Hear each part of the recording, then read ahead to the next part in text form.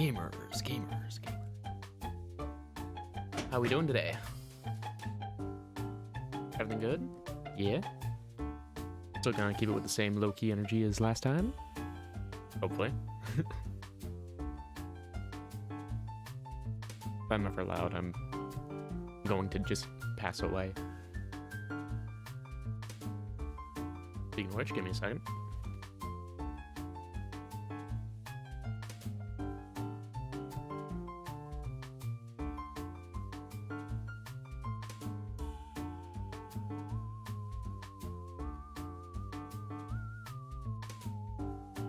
Dog needed to be put to bed. Just threw him under the covers and now he'll sleep for a while and hopefully not disturb. Maybe, perhaps. Right. Let's just switch right on over. Okay. Hey, Belle, how's it going, man? Right.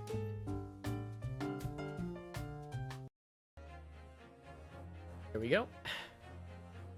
Just have a good time today, huh? Right. Let's keep going.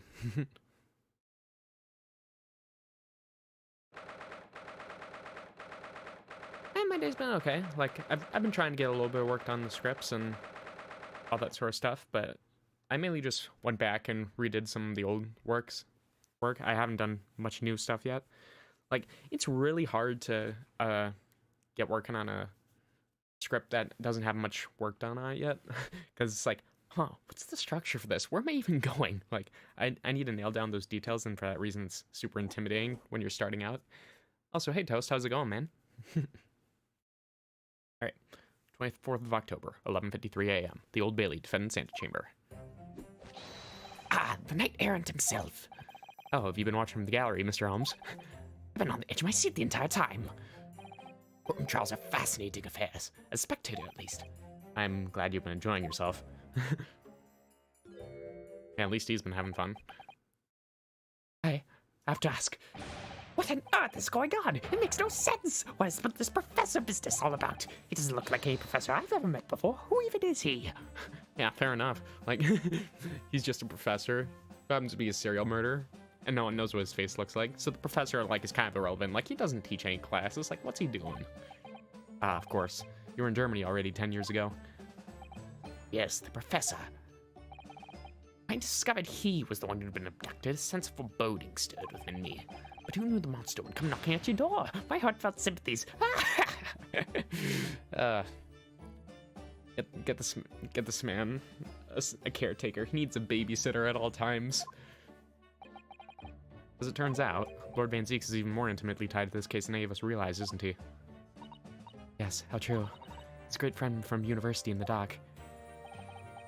How a waxworker the killer who took his esteemed brother's life makes an appearance too. Imagine even the shrewd Mr. Reaper failed to foresee that kick in the teeth. Extraordinary move on your part, my dear fellow, to throw that in front of the man. Dude, you're just making it sound like we're pecking on him. We're just gonna cause him psychological damage and we'll win by default. Make it sound deliberate.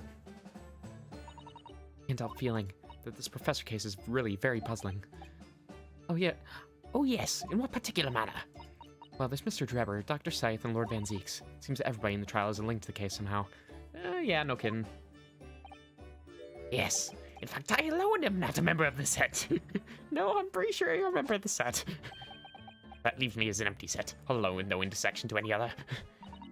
Haha, discrete mathematics joke. Right. Excuse me. Oh. Hello, Mommy. Dr. Scythe?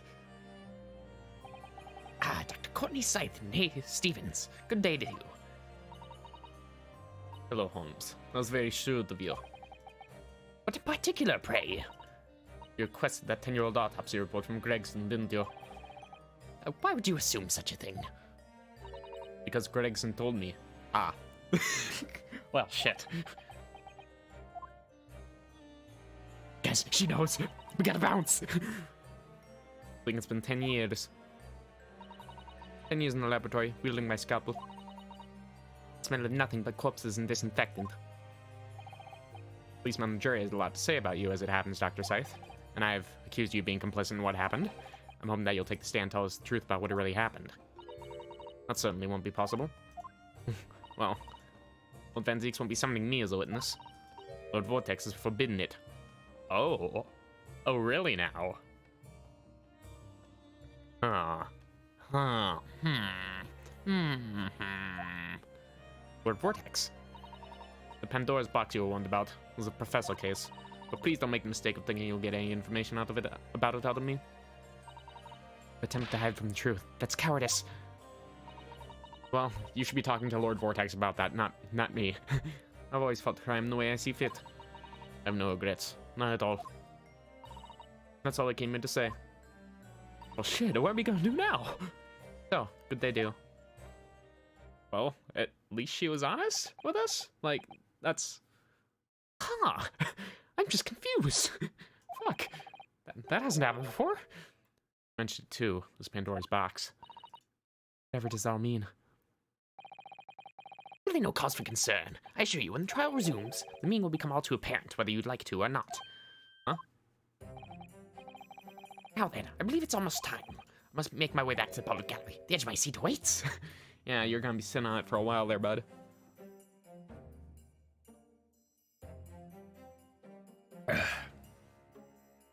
What now? Like, if we can't get Dr. Scythe on the stand, then what the hell's our angle here? Like, how are we gonna finish up the rest of this trial? I think maybe you're enjoying yourself a little too much. Yeah, no kidding.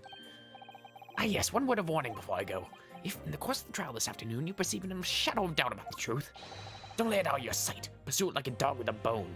Well, when have we not done that? Like, we fight tooth and nail for all this shit. Bitter end, you understand. Do not falter, whatever may come to pass. Well, that makes it more ominous with that line. All right, I understand. Thank you.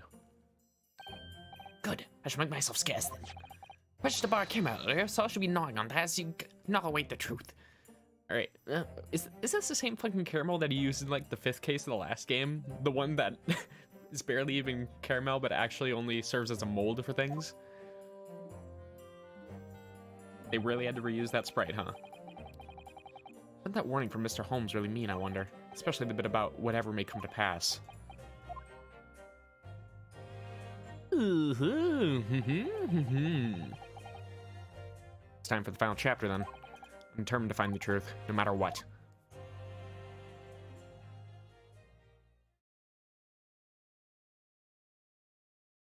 Okay. 12:40 p.m., the Old Bailey courtroom. Let's get it. Right. In the name of Her Majesty the Queen, I hereby reconvene the proceedings of this court.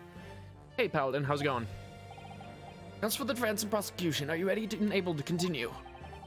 Prosecution is ready, my lord. Yes, my lord. The defense is also ready.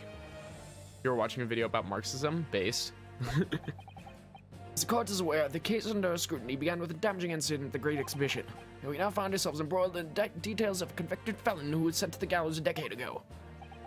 This trial has certainly defied all expectation. This seems to be the fate of all trials in which this Nipponese is involved, my lord. Hey, we could say the exact fucking same about you. So then, let's begin our exploration of the defense's assertion that the waxwork was cardinally involved in this matter. Lord Van Zeeks, Lord? are we still awaiting the arrival of Madame Rosek? Not at all. She's in the antechamber as we speak and ready to be summoned. Oh yeah, at least we can talk to Madame Rosek. Like, that's something. We may not be able to get Dr. Scythe on the stand, but hey, at least Rosek is there. It's something. We can work with it. At once, my lord. Bailiff, show Madame Rosek to the stand. Ooh, this is a new angle. They're about to become a lot more intense. If Drebber is responsible, as I'm sure he is, it means he must have had an accomplice in Dr. Scythe. What connects the pair of them is the waxwork. Yes, the model of the professor. That's key to the link between these otherwise unrelated individuals. Okay, so what we need to ask Rosek would probably be how she came to make the waxwork in the first place, like how she was able to get the model of it, as well as any persons involved with its creation. So that's probably going to be what we're talking about here. It's a tenuous link, admittedly, but at present it's all we have to go on. Oh, she's making the waxwork of Holmes. Oh, god damn it. Right. That himbo doesn't deserve a waxwork. State your name and occupation for the court, please. My name is Madame Cornette Rosaic. I'm a waxwork artisan.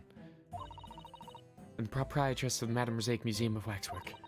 You'll have to pardon me for working as I testify. My new exhibit must open very soon. Uh-huh. Oh, so he finally gets a statue, does he? Now there are 2 of them in the world. Oh god, now there are 2 of them! What will we ever do? Oh my, what expression is she carving onto that face? A number of days ago, a particular waxwork model was stolen from your museum.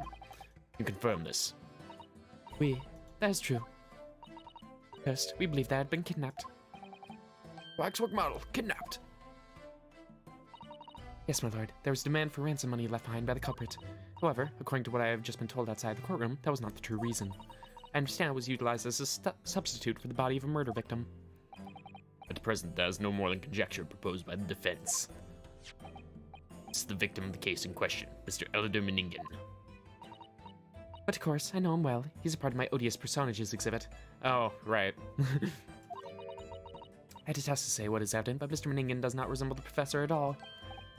Yes, but perhaps their faces are very similar. Well, I don't think that's what's important here in Naruto. We just have to prove that the waxwork was used at all. Like, there has to have been a reason for this one in particular. I suggest that we should see now the damasked visage of the professor. I have here the key, but it's strictly forbidden to open the lock. It's absurd. Pardon? I don't know what face you've carved onto your fancy figure beneath the mask, but clearly it won't be that of the actual killer. Indeed. The man's identity was never made public after all. Well, doesn't she say that all of her figures of the murderers were taken when they were at the gallows? So I don't know, it could actually be correct, and we don't know. The trial took place in a closed court. The proceedings were strictly confidential. The condemned man was summarily executed. His identity remains a closely guarded national secret. There's no possible way that a repository of tawdry exhibits could get its hands on that information. Quel dommage. I have no idea what that means, but sure. It would seem you're unaware of the Rosaic's principles. What principles? The family Rosaic has always prided itself on sculpting its models à la perfection. Every detail, including the visage, is fashioned with complete fidelity. Et voilà, our principles. There's a well-known legend about the Rosaic waxworks from the time of the French Revolution. A member of the Rosaic family who's said to have made a waxwork the queen who was executed. Okay, you forgot what happened exactly. Okay, so basically what's going on is that all this happened at the fucking science fair or whatever, like just showing new inventions and whatnot. And what happened was the investor went into this cage and he was to be teleported to the Crystal Tower. And what happened was the machine blew up and the victim's body was found at the Crystal Tower. However, what we have to do so far is that it was actually a trick produced by the engineer and the investor, and they were trying to scam the government out of the money, so they didn't build the actual machine that they had wanted. What that has resulted in is the victim, he fell through this trap door that was right at where the machine was, and there was a second cage which was basically just pushed off the ledge at the top of the Crystal Tower with this waxwork inside that was meant to be used as body double. And then we theorized that the forensic investigation team, they were actually in on this and they swapped the 2 bodies. So that's where current theory is, by the way. And we just need to prove that this waxwork was in the bird cage at the time, so. Oui, that's true. It was a century ago now.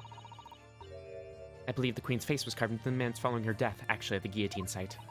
You are correct. The model is on display still today in the House of Horrors. Your sake will stop at nothing to obtain a faithful replica of her subjects. Dear me, somewhat disturbing tenacity of purpose.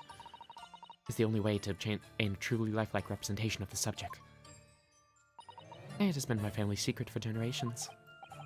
You mean to say that beneath that mask? Me, the true visage of the killer is there. It's ludicrous. It's out of the question. Why can't people just shoot someone from really far away? Honestly, why can't we just go back to fucking caveman arrow and shoot people with slingshots and bow and arrows? Yeah, it's just a lot easier, you know? Ludicrous. It's out of the question. The professor spread terror throughout Great Britain. So the Madame Rosaic special exhibit remains extremely popular even today. Killer emerging from his own grave. It's a sight to behold. You should come. Yeah, back to the days of knife gun. I think, madame, it would be beneficial to hear your formal testimony on this matter. You'll explain every detail of this macabre model and your personal involvement in its creation. With pleasure. Ooh, it's getting tasty now. Right, the Professor Waxwork. Special exhibit in the House of Horrors is based on a rumor that shocked society in London. An impression of the visage was taken directly from the corpse in accordance with the Rosaic family principles. I enlisted the aid of the gravedigger and created a mold for the head in the cemetery just before the interment. I hid myself until he gave me the signal. I was there for a very long time that night. As dawn approached, I was very worried that I could be discovered. Oh, so instead of at the execution, they actually dug up the body. Gravedigger, the man sectioned this. I'll do all that is necessary to achieve the true resemblance my family is celebrated for. Nobody else knew, only the gravedigger. What harm did it do, huh? Well, I guess we need to confirm the gravedigger then. Right. So you truly saw it, the face of that monster. Naturally, I was aware at the time that his identity was his secret. But Rosaic would not be Rosaic if we did not insist on absolute fidelity to our sculptures. I do believe this. I myself have seen the special exhibit at your museum, madame. Truly blood-curdling scene in which the murderer is emerging from his own grave. I would not expect you to be one who would visit these kind of attractions, my lord. Can you just imagine him looking at all these fucking murders and just hiding in the corner? Alright. It depicts was subject to many rumors in London 10 years ago. I have here a newspaper from the time. Yeah, that's certainly an image. The special exhibit was based upon the picture in this article. It was the most detailed account of what happened as reported by the eyewitness who saw it. Let's see here. Returns in the night at local cemetery. At Logate Cemetery, just behind the prison, on the night of the foul demon's execution, the newly interned professor forced off of his grave cover as he clawed free of the earth. The young man who witnessed the scene was on the verge of raising a shriek when the next second a gunshot rang out suddenly from behind. The bullet pierced the something man's chest, whose breath then stilled. The youth then finally... So somebody died as a result of this? The university student experienced the event as Mr. Enoch Drebber at the University of London. Okay. Alright. I'll see you later, Paladin. Okay. Something about a fire over here. Something about Darwin down there. That's funny. Okay. Man rises from grave. It's too absurd for words. Alright. I'm gonna take a look at that article here. Okay. Great Stink Parliament has addressed the foul issue. That's about the sewer system. Doesn't matter. Okay.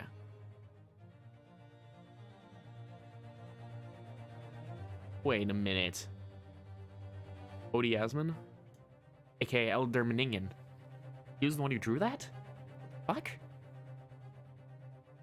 Okay. How? Public enjoy absurdity, monsieur. That's why I've reproduced the scene as carefully as possible in my museum. It's a waxwork from that exhibition that was stolen some days before the incident in the Great Exhibition, wasn't it? It's correct. The professor you see before you here. Most puzzling. Counsel for the defense, proceed with the cross-examination. Waxwork links Drebber to Dr. Scythe, and there has to be some reason for that which hasn't yet come to light. But I'll find it. I'll get to the bottom of what really happened. I'll prove that Dr. Scythe and Drebber were in on this crime together. Okay. Prove the link. I think it all relies on that gravedigger, so... Okay. That's true of every waxwork in your museum, then? Well, not the alive ones, no. It is, assuming the subject is dead, of course. Live subjects have to cooperate in a similar way. I have letters from imprisoned criminals all the time, you know. What sort of letters? When my time comes, please make a waxwork of me. Call me ça. No. Museum is famous, monsieur. To be made into a waxwork is an honor, and for some criminals, a symbol of status, even. Because nothing says hardened criminal better than wax. Hardened criminal? Oh, that's bad. Oh, that's awful. And it's thanks to one killer in particular that my museum has gained such popularity in London. I refer to the star of the special exhibit, of course, the professor. Bomb you claim to have captured by taking an impression from the actual corpse. There are no exceptions to the principles of Rosaic. Okay, let's help the gravedigger and create a mold for the head in the cemetery. Surely that's illegal, isn't it? I don't think legality matters much here. It seemed the proprietress of this repository of novelties was blinded by monetary greed. It had nothing to do with money. The man is part of London's criminal history. That's why I had to sculpt him, to record this history. Is the ransom detail of the Rosaic Museum. But if the man was convicted in a closed court and sent to immediate execution, surely nobody but the members of the judiciary present know the killer's true identity, or even where his grave is. I assure you, behind that mask is hidden the true face of the professor. Realize what you're saying. The professor's identity is a national secret. I understand. And now that the truth about the special exhibit has been revealed, it must perhaps close. Of course it will, as will your entire museum if you don't tread very carefully, madame. That could be another interesting chapter in the history of my family, I think, don't you? Yeah, being censured by the government. So 10 years ago, on the night of the professor's execution, you took a wax impression of his face from the corpse. Oui, exactamente. I thought that was Italian, huh? My son until he gave me a signal. I was there for a very long time that night. You were there longer than you expected to be. I had some difficulties in capturing the subject's form correctly. As I removed the mask, the mouth of the cadaver fell open. I had some problems with the chin. Yikes. Dare I ask? I had been dead for a short while already, you see. His muscles were relaxing, and consequently his chin would not align itself correctly. So you didn't even wait for fucking, rigor mortis to set in? Sheesh. Oh dear, what a horrible thought. In normal circumstances, I would have had an assistant with me. However, that night, I was alone, and as a consequence, I missed my preferred window of time. What do you mean? Are we gonna talk about the decaying corpses now? I take the impression of the visage of a cadaver. I always wait until 3 hours after death. Why 3 hours? Is that amount of time significant?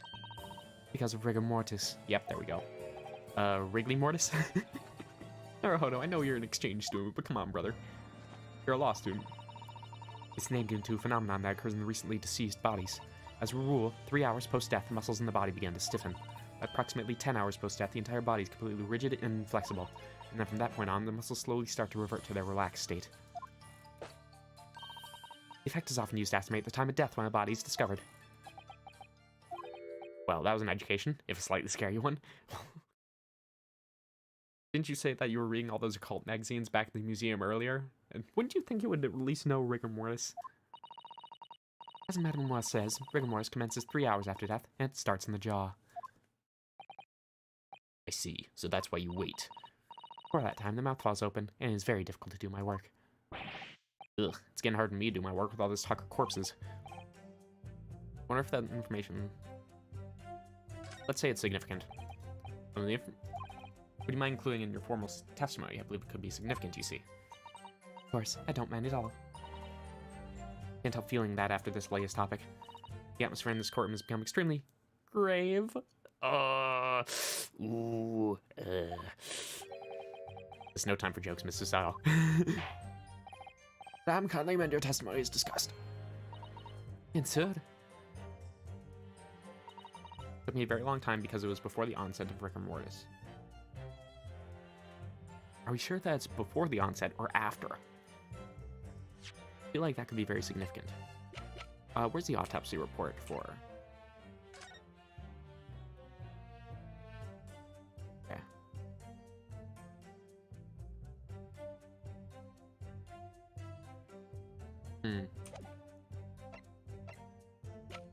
Okay, killer's autopsy report.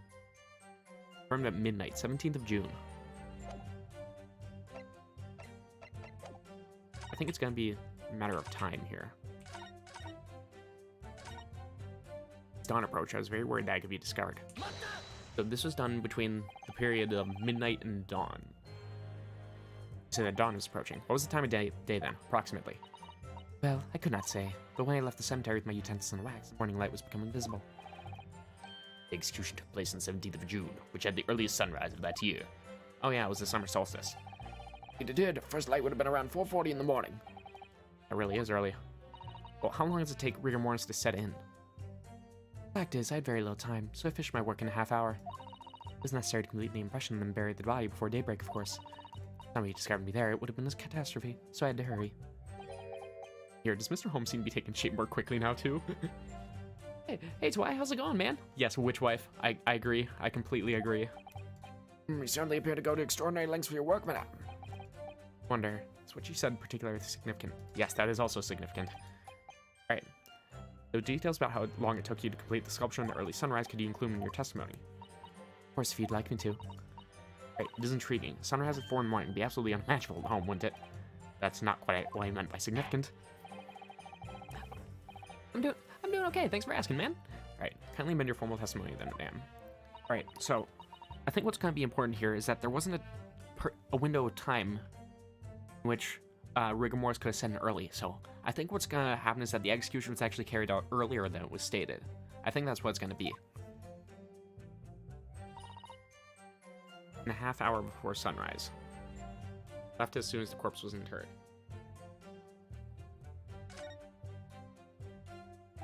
I cannot see that emote from where I am. Oh no, I don't know what it is. Ah, shoot. Oh well. Okay.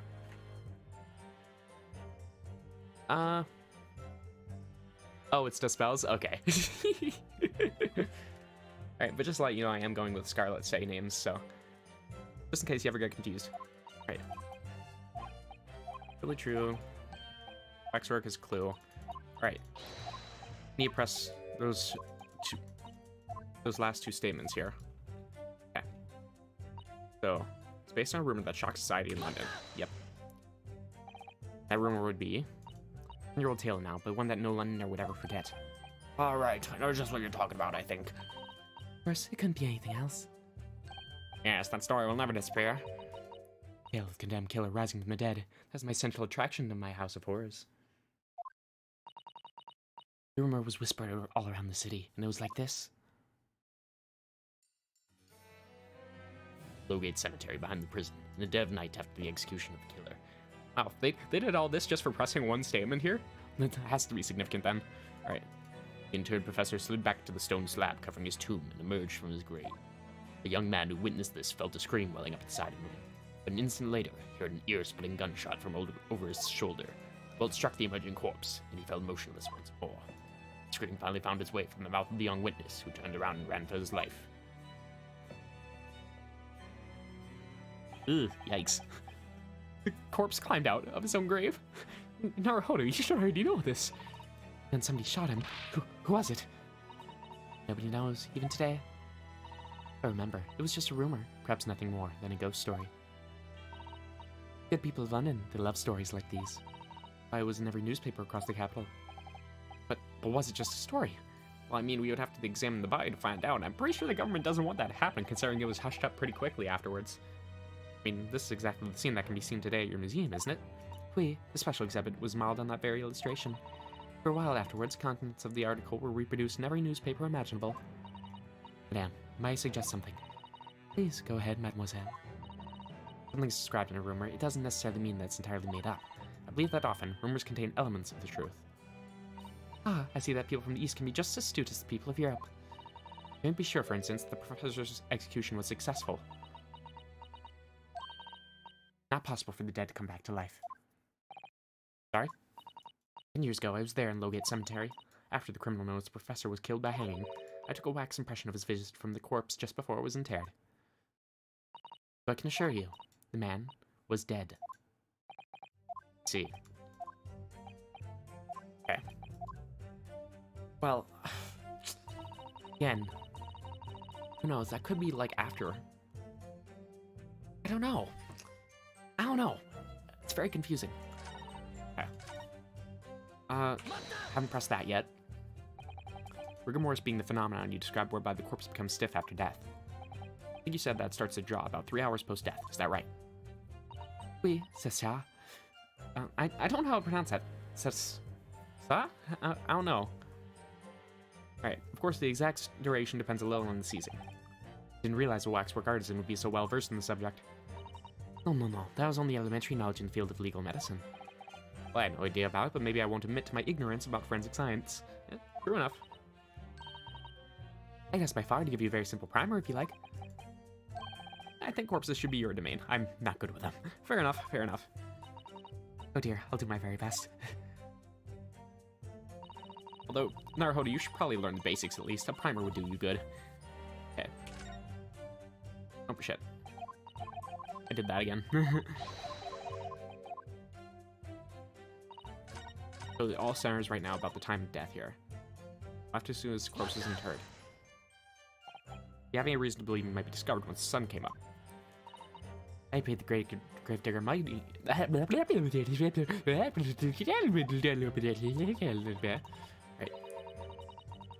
I pressed the wrong one. It wasn't funny. I'm sorry. Though with the morning light, I knew that the warden from the prison would commence his patrol of the area. Shouldn't you have just paid off the warden too, then? I had already paid the gravedigger, as I said. You cannot buy the silence of everyone, or the secret is no longer a secret, huh? Sunrise was 4:40 a.m. that day, which means that would have been around 4 when you began your sculpting work. Wait, that must be correct. That would be when the gravedigger gave me the signal to come out of hiding. Yeah, that's definitely weird, because otherwise the time of execution should be about 3:30 a.m. Okay. Because it was before the onset of rigor mortis. Okay, save here. Yeah, time of death doesn't work. Okay, present. Killer's autopsy report. Madame Rosique, I have here an autopsy report that was filed 10 years ago now. It confirms the death of the professor following his execution at the gallows.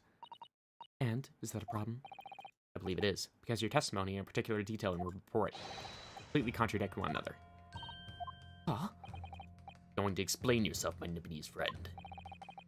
According to her testimony, Madame Rosique was creating her wax impression just before dawn, and at that time, rigor mortis had not yet set in. Am I correct so far, Madame?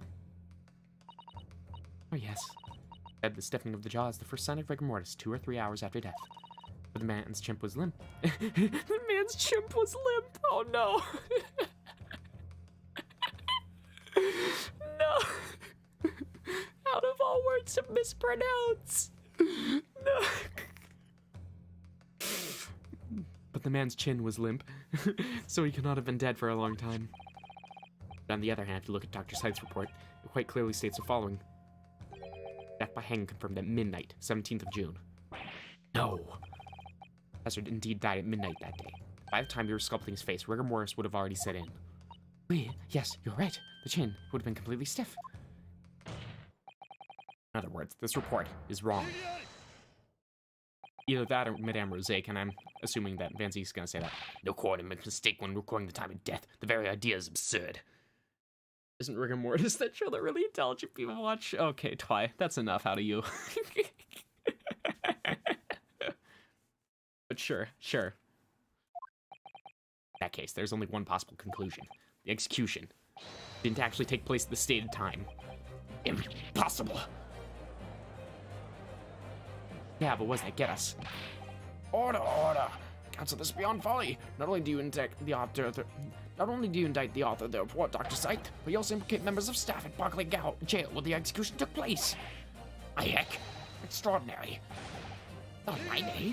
Well, I mean, I'm guessing that Van Zeke's gonna try and throw Madame Rosique under the bus here. My learned friend appears to have overlooked one very crucial fact. What fact?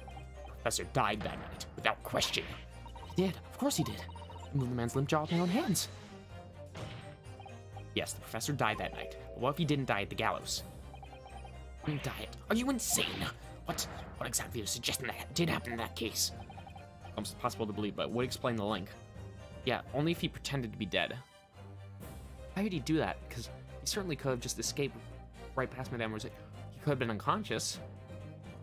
You miss all these characters. You miss playing the game so much. Yeah, I'm still going in blind here. Like, I'm trying to pace myself and just trying to enjoy the game as I can. Like, on one hand, I wish that I could go in and just play through the entire thing. But on the other hand, I want my experience to be, shared with you guys. Plus, helps to record all this footage too. So, Dr. Scythe, the professor, that one other person of interest. I have evidence that will explain exactly what I'm suggesting happened that night. Counsel, present the evidence at once. The evidence allegedly explains what really happened on the night of the professor's execution. Right, I'm guessing that we have to present the newspaper here then? Okay. What happened that night is written very plainly in this newspaper article. Executed criminal returns in dead of night at the local cemetery. Suggesting it was a corpse coming back from the dead now. Well, if this article is to be believed, yes. Alright. Professor, assuming dead following his execution, emerged from his grave and was killed again. Because once wasn't enough. Don't be a fool. It's simply a rumor published by the gutter press. You'd be certain of that. Are you serious? The point is, as the article says, there was a witness to what happened. Bird, yes, indeed. That's me. The young man who stole into the cemetery by chance that night. Of course there was a witness. The story didn't write itself, but obviously the man made it all up. Actually, wouldn't this create a problem then? Because Drebber came in there in the dead of night. And so that would mean that, someone shooting the professor in the chest would have to happen before Madame Rosé showed up, since she finished by dawn. It's either that, or that they came at the same time. Huh. And I'm pretty certain that Rosé would have mentioned if there was a bullet hole in his chest. The contrary, my lord. We all know this witness well. What? Are you suggesting, Counsel, that you've identified the person in question? And you know who claims to have seen these utterly incredible events take place?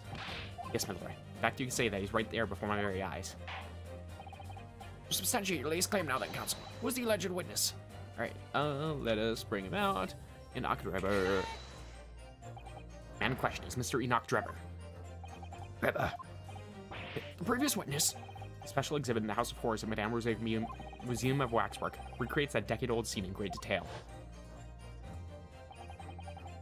The condemned criminal emerging from the grave, and beside the tomb, a young man with a lantern stumbling upon a terrifying sight. That young man. 10-year younger Mr. Enoch Drebber. Wait a minute, this insinuates that Drebber actually let himself get a wax model taken of him. That's pretty fucking hilarious. Order, order, order! Shall I not, Counsel? Drebber was there, in Lowgate Cemetery. Where's all this talk about Mr. Drebber? Is the name significant? Of course, Madame Rosé doesn't know, does she? Yes, it's extremely significant, Madame, to your situation as well, in fact. What situation? Theft of the Professor Waxwork from your museum some days ago. It's perpetrated by the very same man. No, but that would mean... Madame Rosé, hear that you know the name, Enoch Drebber. Yes, I know it, but from long ago in the past. There's a conspiracy. I love it. What? My... Good gracious. Explain yourself. Tell us everything you know. Yes, of course. So now guess she's gonna talk about, how she modeled him? The story of the young man and the terrible sight he witnessed in the cemetery 10 years ago was published in every single newspaper in London throughout Great Britain. However, in all the articles, the witness was simply described as a certain young man. No details were published about his identity. His name was never revealed. Except in this one newspaper here. Yeah, Mr. Drebber's dreadful encounter, right there. University student who experienced this, Mr. Enoch Drebber, right there. So this newspaper was literally the only one that did that then. And of course, it was sketched by Odie Asman, aka Elder Meningen. So, which is another very weird detail. That is, apart from in one newspaper. Okay, there we go. The Daily Circus is the paper from which comes the article I have already shown the court. Saying that his full name was only publicized in that article. Goodness me, yes, here it is. The university student who experienced the shocking event is Mr. Enoch Drebber, a disciple of science at the University of London and a resident of its student dorms. Unbelievable. God, such a good sketch though. Like, whoever was the artist that made this, please let me shake your hand. Like, please. Whichever member on the staff it was. The discovery of the condemned criminal coming back to life in the cemetery at the dead of night would make a perfect exhibit for my House of Horrors, whether it was the truth or not. Yes, because it was still culturally and historically significant, yes, even if it isn't true. I see. So you want to meet Drebber or to sculpt the waxwork of the man, did you? Exactamente. He was studying science at the University of London in those days. He was just a poor student. I paid him £5 to model for the waxwork. And since that time, it has been in my museum to recreate the scene of terror from the cemetery. Wow, £5 whole. Big money, big money. That's what inflation's about, chat.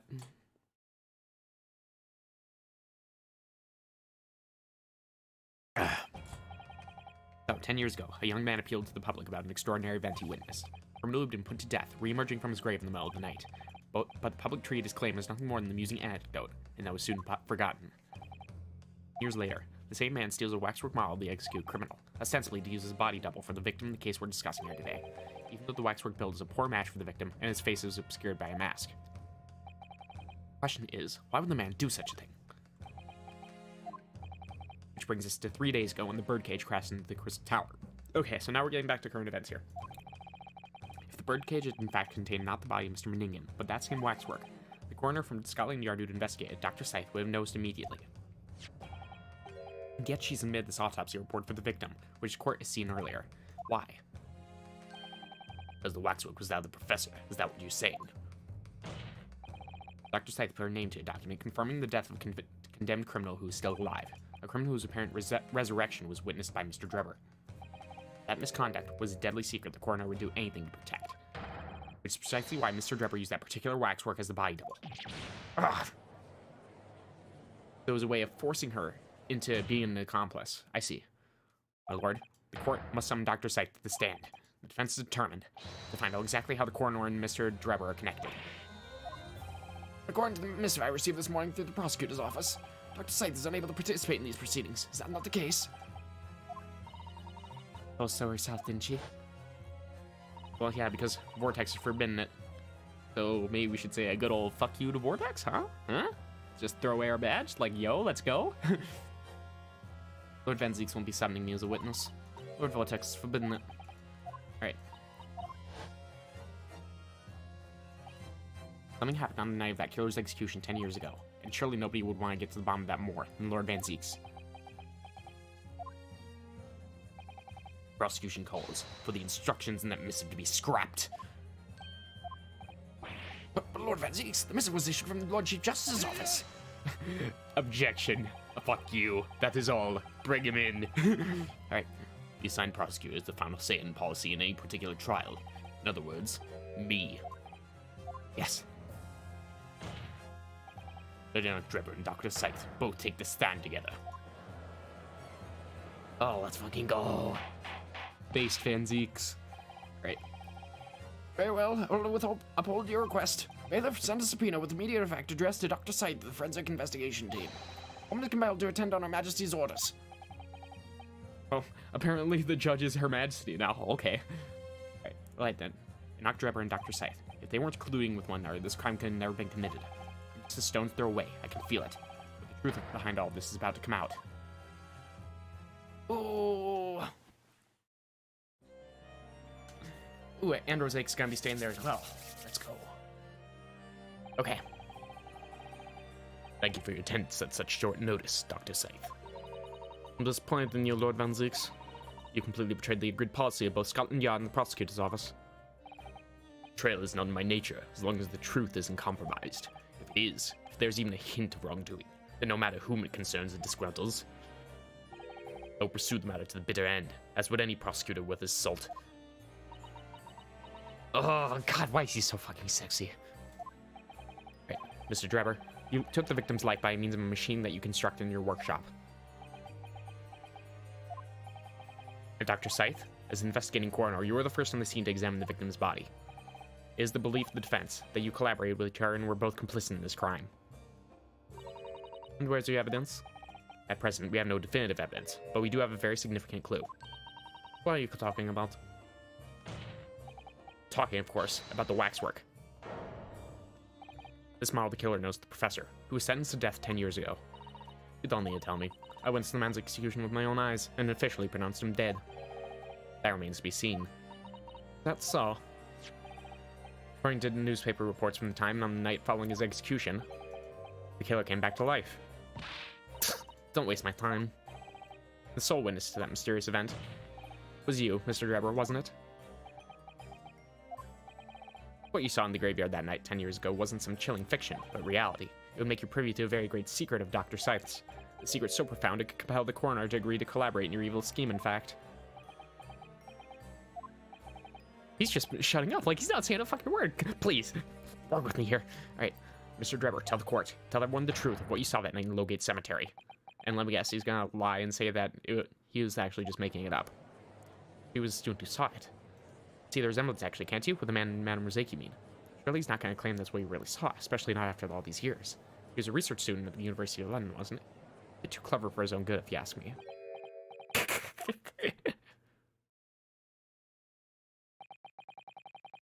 Interesting twist. When at the time, not one person would take me seriously. Yet now, here we are, 10 years later, and suddenly my story matters, and in a court of law, too.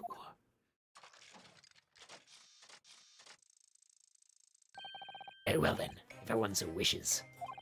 Let's be frank. Just fucking suddenly morphs into Frank. God, just that fucking expression kills me now. Because memes have ruined that one sentence for me. Welcome back, Paladin. You're tired. Hi, I'm Lumi. Sorry, I'm not Lumi. I'm Frank. Let's be frank. You're Frank. I'm Frank. We are all Frank.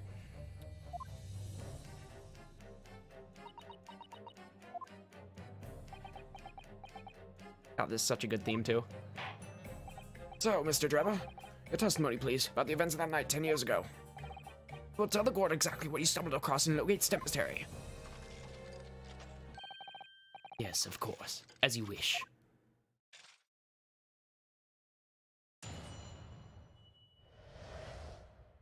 Right.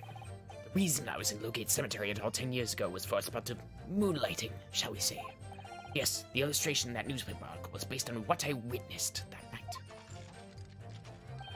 Thinking back now, I realized that I never actually saw the professor. Soon afterwards, I was visited by a young woman who sculpted a model of me from wax. Okay, so here's the difficult thing about voicing Drebber here, is that in every sentence he says, there's a certain phrase that is highlighted in orange, and I don't know if that means, like, emphasis, or if he's, like, voicing the line differently. Like, I don't know how it's supposed to be, so I'm trying to put, like, extra emphasis and pause on that word, and it's just not coming together, it feels like. I gave up on my dream of becoming a scientist, and it was all because of that newspaper article. Wait a minute, you're claiming you didn't actually see the professor now. Wait a minute, is that what happened? I don't think I was paying enough attention. Okay. I realized I never actually saw the professor. Soon afterwards, I was visited by a young woman who sculpted a model of me. Oh. Huh. What did you see then? Of course, you'd have to have a screw loose if you believe the corpse can come back from the dead. So, you're saying this article is... Not with the paper it's printed on. I think that would describe it perfectly, yes. The details in the article are true. It nullifies your argument for why Mr. Drebber and Dr. Scythe have been working together. He is discrediting himself to cripple my argument. Tell me, witness. You claim to have been in the cemetery on some auxiliary business. Can you elaborate?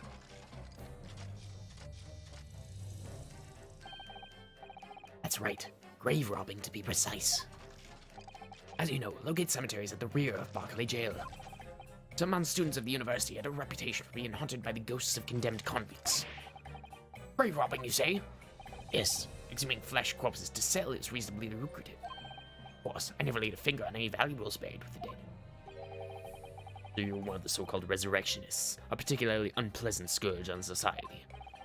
Actually, my fellows and I went by another name, Three Purposes. Let me guess, because they would use them for medical purposes? That was quite beyond the pale. You would invite divine retribution, sir. Yes, well, I think I suffered retribution enough. Daily Circus eventually unearthed my name and put it in print. It caused me a great many headaches. In the end, I had to leave the university. That was the only paper with the bad grace to identify me unambiguously, I might add. See. Out of interest, who drew the illustration for this article? Ah, yes, that was the reporter who exposed me. He sketched that right in front of me as I described the scene. Oh, so Alderman Ingen was the reporter for that at the time, then. Obviously, as time ticked on, I bitterly regretted what I'd done. Claiming to have seen something I never truly saw. Foolish. Very foolish. Well, counsel for defense, you may proceed to the cross-examination now. At once, my lord. So what did you see then? Are you gonna just say that you never saw anything at all, or that you mistakenly saw something that you thought was based on what you witnessed that night?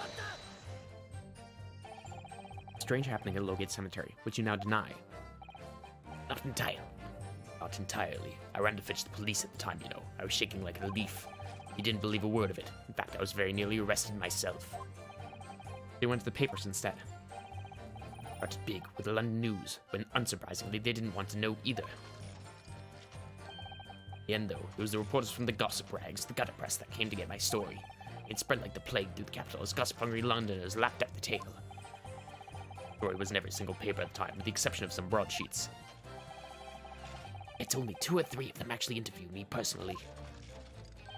Most of the accounts turned out very interpretive ghost stories. What about the article in the Daily Circus? That particular journalist found me in my dormitory. I don't know how, but he discovered my name. Wanted to know exactly what happened that night. And from your description, he drew this illustration. Precisely. That's why I learned that the condemned man was the infamous professor. Because the reporter told me so. I had no idea myself, you see. Paper reports won't snoop around in maps that don't concern them. The scene portrayed in the illusion in the illustration is accurate then. I need to slow down. I need to fucking slow down. Keep slurring my words here. I'm drunk off my ass, chat. I'm sorry. Well, thinking back now, I realized I never actually saw the professor at all, though. What did you see, though? What are you talking about? I think I explained it already, didn't I? Logate cemeteries at the rear of Barclay Jail. So it was renowned among us students as the university for being haunted by the ghosts of condemned convicts. For some absurd reason, I was scared of the graveyard at night, and as a result, only too willing to believe that nonsense about the dead coming back to life. But you said you actually saw it. I said what I'd seen in my mind's eye. After all, resurrection is impossible, isn't it? You'd have to be unhinged to think otherwise. Unless, of course, you have some evidence that proves I encountered the professor that night. I don't know. Is there any material evidence that could show he really did see the professor? The only thing we would have would be his camera. Do you have anything at all, Mr. Naruhodo? I know, and he presented against that irritatingly backtracking statement of his. Point is, that night was a pivotal moment in my life. Okay. Soon visited by a young woman who sculpted a model of me from wax. Young woman being Madame Rosaic, of course. Precisely. I must say, I didn't expect to run into her again like this 10 years later. As I have explained, I went by the name published in the article, and come I saw, I found the man. Yes, the article in the Daily Circus, I think you said. I was a poor student with barely a penny to my name at the time. And the young lady put £5 in front of me. Readily consented to having waxwork of yourself made and gave permission for it to be put on display. I did. I should sell what little I had to sell, I concluded. Ah, oui, I remember now. I purchased something else from you that day, St. Paul. Your life is part of the Daily Circus? True. I felt that. After all, why else would I be streaming fucking Great Ace Attorney to, like, 3 fucking people or whatever? Instead of fucking chasing cloud or whatever, playing Fortnite. Or doing fucking, I don't know, other reaction content.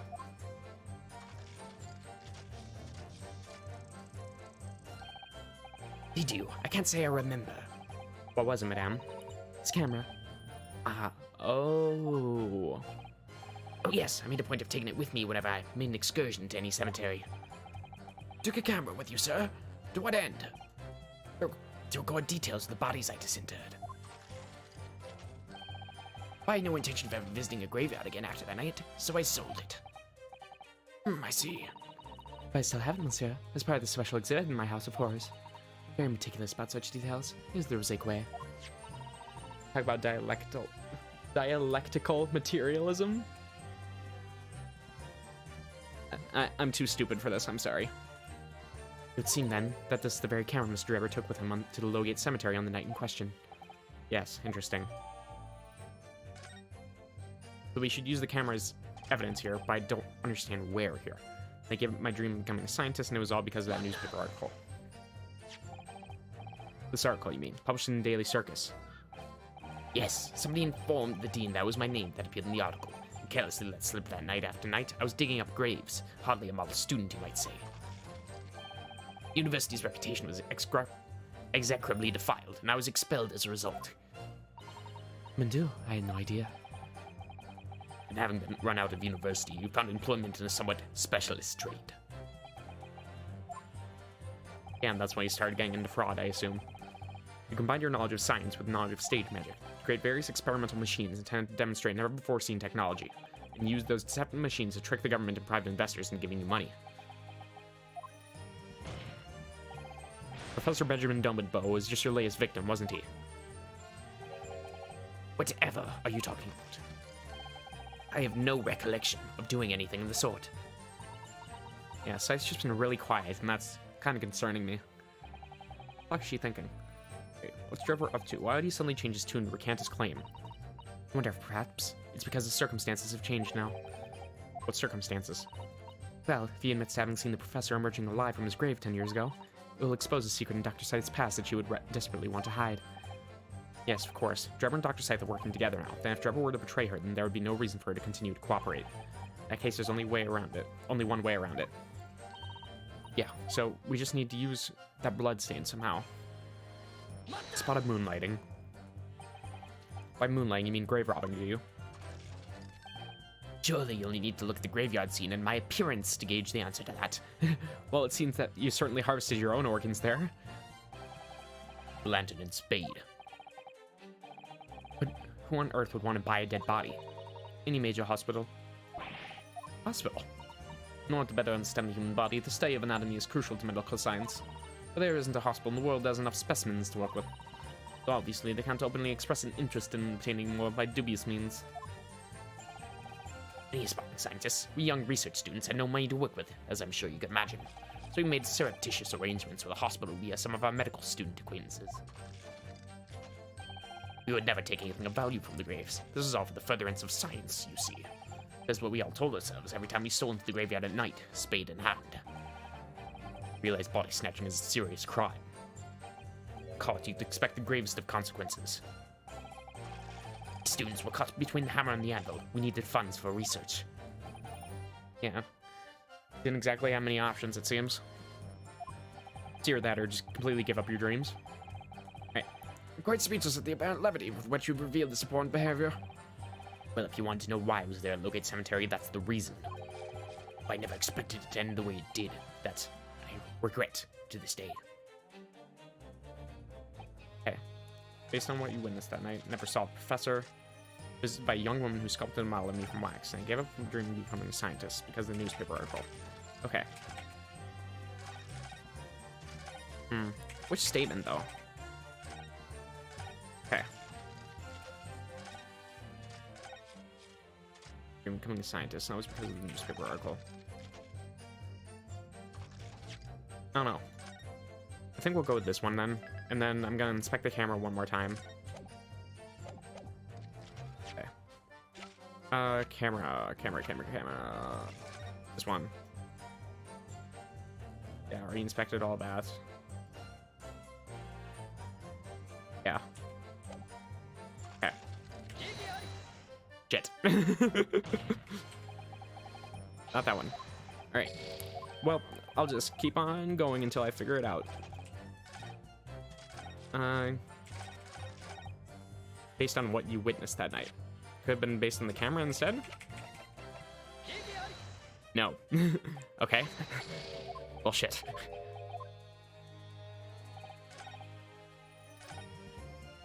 And what you witnessed that night. Never actually saw the professor at all, though. Maybe press this? Actually saw it. Evidence. Okay.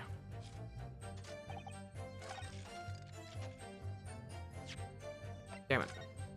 Yeah, so I know it's that statement. However... Okay, let's try and open up the camera again here. Okay. Yeah, we just have... Damn it. How could we possibly find the plates there?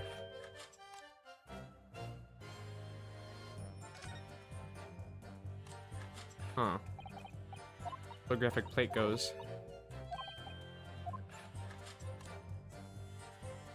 Rose, can you please show us where the photographic plate is?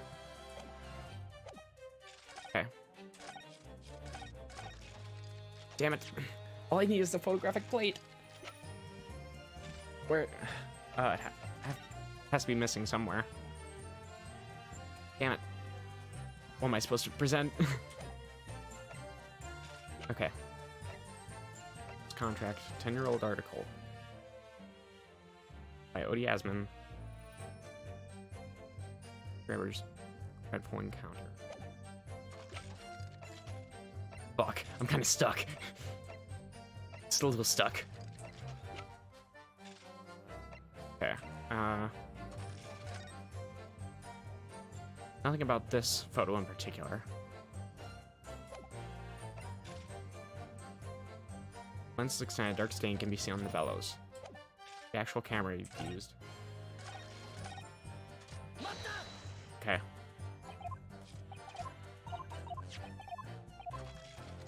Okay. Then, yeah, the camera. But what about the fucking picture in it?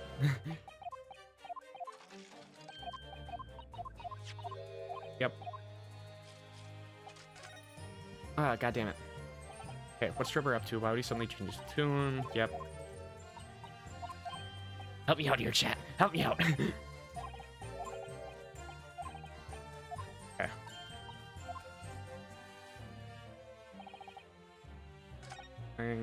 Based on what you witnessed, never actually saw the professor at all, though.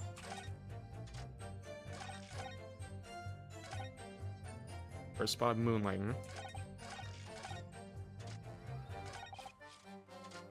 Gave up my dream of becoming a scientist, now it's all because of the newspaper article.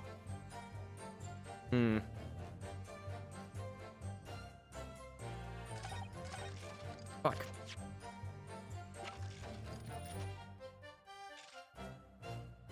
I actually saw the professor, though.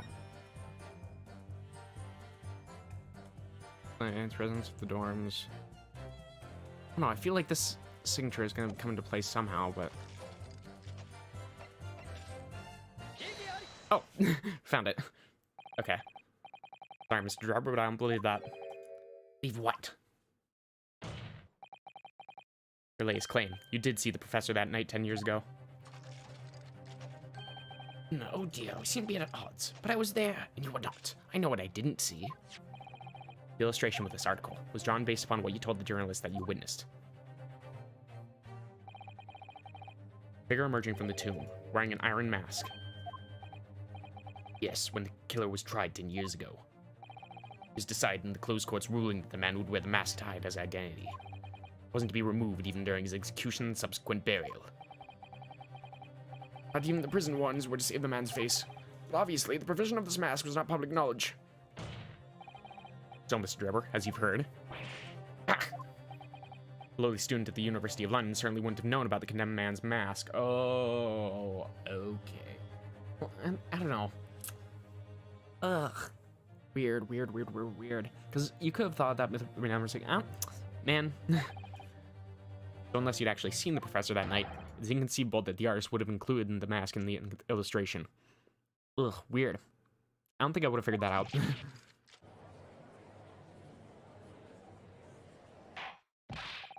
Order. Well, Mr. Drebber?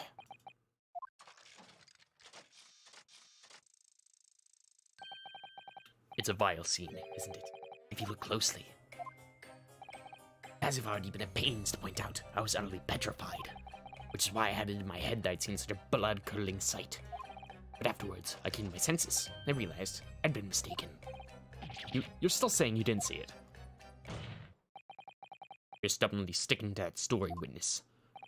Then amend your testimony to explain exactly how you think your eyes deceived you. Of course. Only too happy to oblige.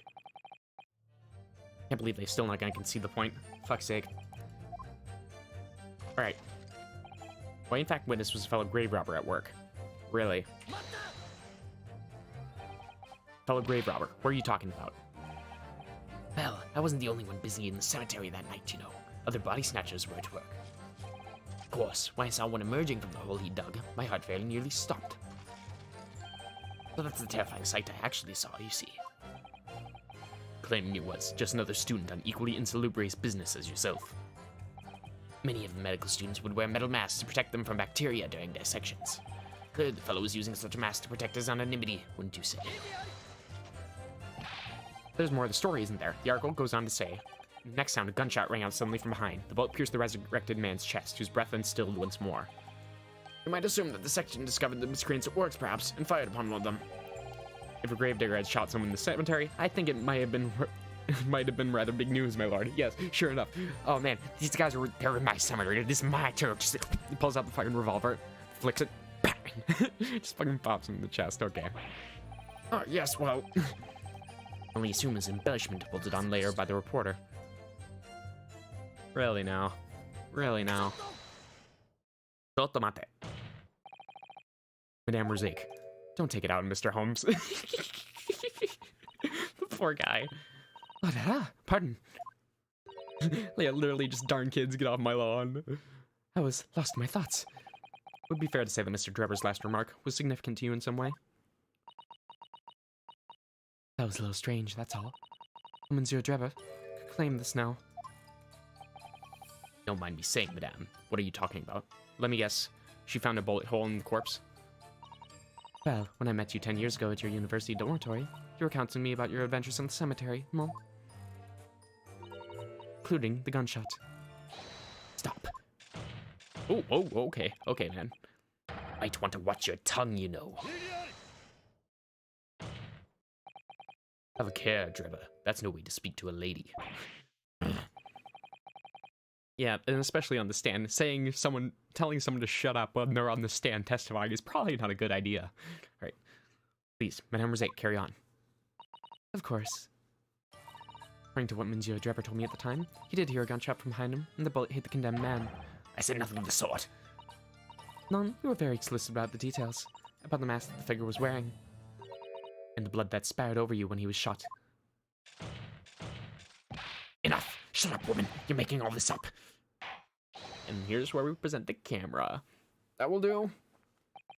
Mr. Drebber, Yes. you fit the account just given by Madame Rosique.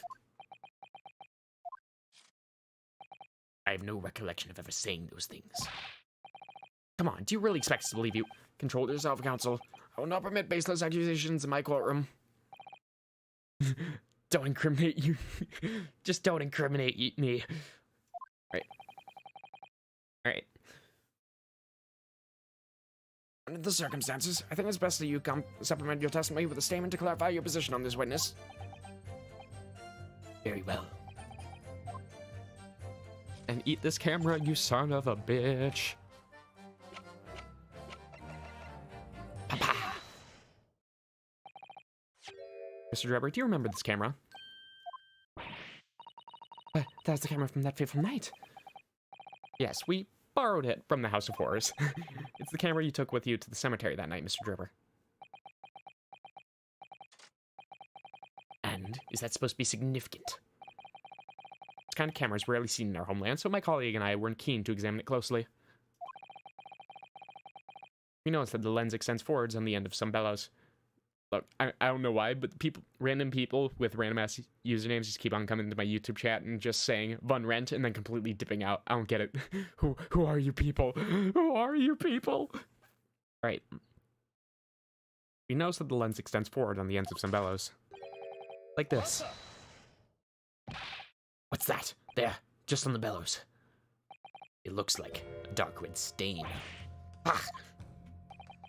That's right. It's a rather conspicuous mark here on the bellows, in fact. But Lord, are you suggesting? Yes, my lord. It would appear to be a spatter of blood. Something that could be confirmed with a simple chemical test. Isn't that right, Dr. Scythe? It would be difficult to determine if it was human blood and not the blood of some animal. But yes, the test whether or not it's blood at all is simple enough. I propose that Madame Rosique's testimony was correct. And on the night in question 10 years ago, you were splattered with blood from the gunshot wound. Well, That furthermore, you really did witness the condemned professor emerging from his tomb.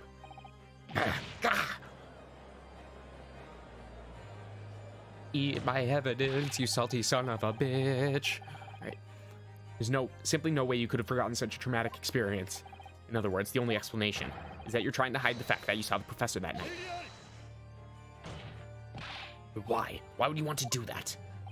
Well, not for his own gain, it would seem. Who could benefit? Mr. Drebber is obviously lying in order to protect somebody. My goodness, he's shielding someone. Yes, my lord, and clearly. It's someone who doesn't want the truth about the professor coming back to life to be exposed. Well, Council, who is it then? Right. Well, I mean, it could only be Dr. Scythe. The obvious answer is Dr. Scythe. Scythe. Whatever do you mean? Imagine if the convict who'd been sentenced to death was not in fact killed. Imagine if that was to come to light. What are you insinuating? Imagine if the convict in question was the country's most hated mass murderer. If it was the professor. That would be an unprecedented scandal. It's beyond a joke. Yeah, I point out The dead cannot come back to life. What you're suggesting would mean the execution never actually happened. yes, that's exactly what it would mean. Once a man is sentenced to the gallows, he hangs. No one could escape, not in Great Britain. But the fact is, there was a witness to the fact that the man did escape his hanging. If that were really true, Council, the implications of misconduct would not stop at the supervising coroner. It would take the honor of the entire judiciary from the ground up. And it's exactly because of those monumental repercussions that Dr. Scythe would consent to any demand made of her by someone who threatened to expose the secret, even if that meant being complicit in a crime. You mean? I mean that Dr. Scythe wasn't collaborating. I mean that Dr. Scythe wasn't collaborating in Mr. Drebber's wicked scheme. She was coerced into collaborating, in order to protect her decade-old secret. She switched the dead body of Mr. Meningen with a waxwork model and fabricated the autopsy report. Ooh, get wrecked, you fucking bitch. Oh, leg. It is time for leg. Lord Van Zeeks. Pray forgive my freshly filled hollow chalice, and a whole raft of other discourtesies now. Yeah, I feel like your chalice is the least of them right now. Leg. Goodness me. Just a sort of tall tale Londoners would enjoy, I grant you. An executed killer rising from the dead, a Scotland Yard cover-up, a conspiracy at the highest levels. So let me ask you one thing. What's that? The condemned man really did emerge from his tomb that night only to be shot in the chest. Who pulled the trigger? And disposed of him forever? I hate that he had to ask that. God damn it. We have too little information to work that out at present, I think. I couldn't agree more. The Old Bailey is no place for wild fantasies. And have you considered this, my learned Nipponese friend? Considered what? You realize just what a dangerous endeavor it would be to coerce this woman into such criminal activity. It's tantamount to declaring war on the entire British police force and judiciary. Right. I'd imagine there's some money being offered for research could warrant it. Relying on some stage deception when so much is at stake would be madness. Well, I suppose. No petty crime either. The victim was murdered. A man who'd already invested money into the venture and would be instrumental in future profits too. Yes, I had no reason to kill Mr. Meningen at all. Or are you forgetting that his death resulted in me not receiving a single penny? The court is already aware of the contract between myself and the victim, no? There is the contract, that's very true. I think that the motive is completely going to be centered around that sketch. The motive for this case runs deep, though. I can feel it. Using threats to force the head of the forensic investigation team to cooperate is extreme, especially for a government grant he had no guarantee of receiving in the first place. The research grant was the aim. Taking Mr. Meningen's life would have made no sense anyway. Which means Mr. Drebber's motive wasn't money at all. He was just trying to kill Mr. Meningen. Very, very elaborately. Like, seriously, is this the way you need to go about killing somebody? Oh, that's a yikes. Why? What was his motive then? Why did it need to be so elaborate? I think that's, instead of asking, was this the only way he could have done it, I think it's a better question to ask why he did do it this way. Why did he make such a big show of it? I think that's another part of it. That's key to this. Time is up, my learned friend. I'd say you have one last chance before the jury lose their patience with the charade. Let's see if you can back up your heady proposal, shall we? Fucking consummate dodging out of the way of the chalice. I don't know why it fucking slayed me. Yeah, just hire a hitman, Lamau. It's that easy. Okay, I think I accidentally skipped that. Would you explain why this engineer would throw all caution to the wind and threaten his own country? At this point, I'm not prepared to listen to more of this outlandish conjecture without proof. So, counsel, present your evidence. All right, who exactly was Mr. Manning and Drebber? There's a connection there that no one's seen yet, and I'm going to have to present two pieces of evidence to show what it is. Okay. I'll take your word for it, Naruhodo. Yes, my lord. The evidence that establishes the motive and explains why the witness wanted the victim dead is right here. Okay. See.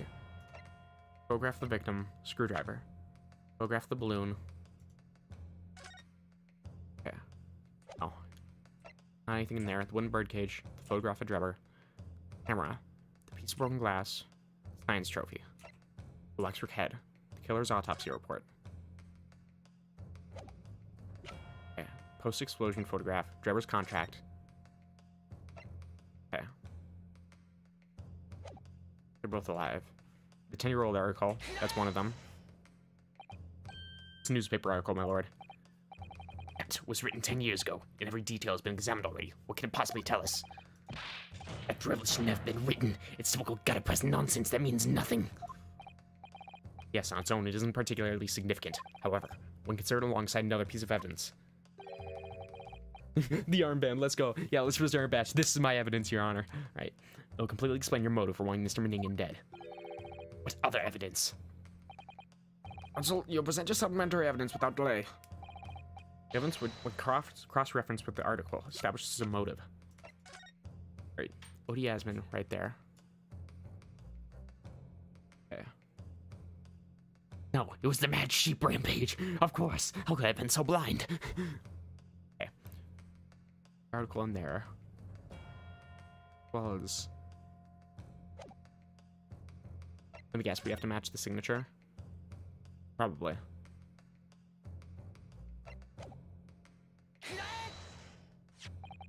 It's his contract, my lord. Mr. Drebber, this is the contract you signed with Mr. Meningen. Yes, that's right. The very document, in fact. That proves I had no reason to kill the man. No, I'm afraid not. What? Your Honor, here's the evidence. Unzips pants. Naruhodo just gets right up in the table, unzips pants, and takes a massive shit right in there on the defendant's bench. There we go. Now that's fucking... that's my evidence, Your Honor. Right. Really? And it's that common link, which is very clearly why you were determined to kill Mr. Elder Meningen. Seems the defense has uncovered something the rest of us missed. So, my learned friend, point out what these two pieces of evidence have in common. What exactly is the link between the newspaper and the contract? Well, that would be the signature. Well, these two pieces of evidence have in common. Signature. A signature? Signature on the illustration that accompanies the 10-year-old article and the signature on the contract. Belong to the same person. What? Ah. As the court has heard, this illustration was drawn 10 years ago by the newspaper reporter who found Mr. Drebber and interviewed him about his ordeal. If you look closely, the reporter's signature can be seen in the bottom right corner of the drawing. If you look at the contract here, which was signed between the witness and the victim last year, you can clearly see someone that is not Mr. Meningen's signature at the bottom. You see now, good lord, yes, they're identical. Short. The journalist who drew the illustration and wrote the article published about Mr. Drebber 10 years ago was the victim of this case, Mr. Elder Meningen. Ah. Rip. Look at him. Look at him on the floor. Little baby man. Little baby man. Explain to the court why. Oh, that's not the right one. Why would that constitute a motive for the witness to murder Meningen? Well, if you think back, you'll remember that Mr. Drebber talked about that article in his testimony. Grave robbing, you said? Yes, exhuming fresh corpses to sell is reasonably lucrative. Well, yeah, because Meningen was the one who made the newspaper that essentially ruined his life by posting his name in there. He looks like Sephiroth from the back. Yep. Well, just because of the long silver hair. Right. That was quite beyond the pale. You would invite divine retribution, sir. Yes, well, I think I suffered retribution enough. The Daily Circus eventually unearthed my name and put it in print. It caused me a great many headaches. In the end, I had to leave the university. It was the only paper with the bad grace to identify me unambiguously on my dad. So revenge would have to be the motive. Yep.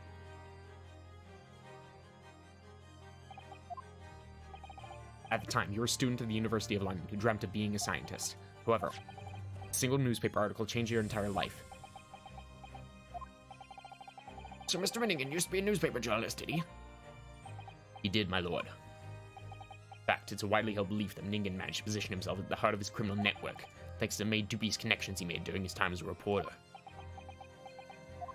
Well, thanks for just telling me that now, Van Zeeks, okay?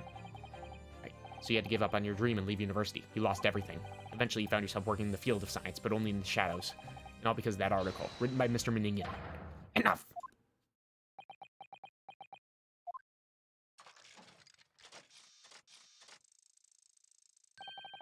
This endless drivel about my life. Well, I mean, it's my job, man. Explain yourself, Mr. Drebber. Yes, it's true. I had to leave the university as a result of that article. That was just the straw that broke the camel's back. Well, do you want to tell us what else it is? What do you mean? Just every student in science of the faculty was too poor to actually conduct any research. They struggled on with their hypothesis anyway. We all did, only to have them taken by vultures. Sooner or later, you knew your ideas would be stolen and patented by some wretch or other after all. Good gracious. Making a name for yourself as a scientist and client like that was a miracle only a select few geniuses could ever hope to achieve. Personally, I wasn't one of those geniuses, so it was hardly a wrench. Being forced out of the universe because of Logate was the best thing that could have happened to me. Mr. Drebber, do you genuinely believe that? Of course I do. Who better placed to know whether or not I possess talent for science than me? Sorry to say, that your words don't ring true at all. How dare you? I have evidence to prove it. Are you in a position to say anything about me? I don't know you from Adam. Who? Who? I'm sorry, who? Is that an expression? Fine. If you think you have evidence, go ahead. Show it. What could you possibly have to disprove the idea that I was happy to leave the university because I lack talent?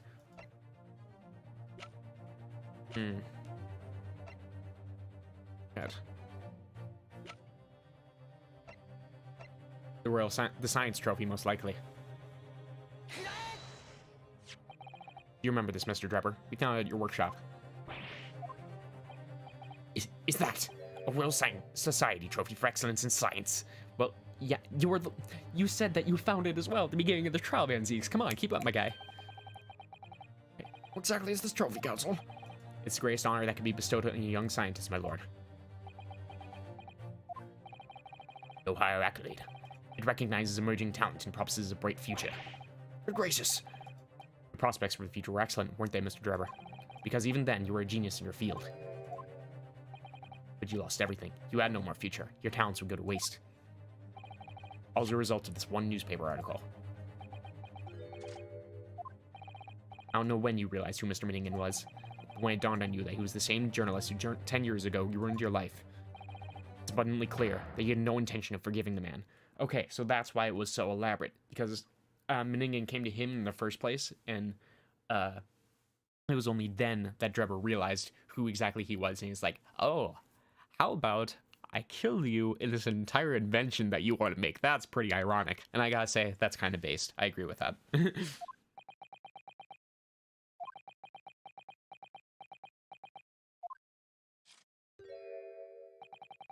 Truth is...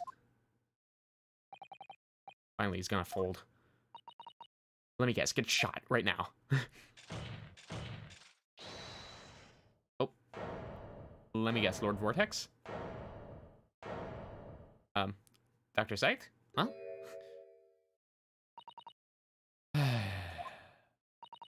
Fine.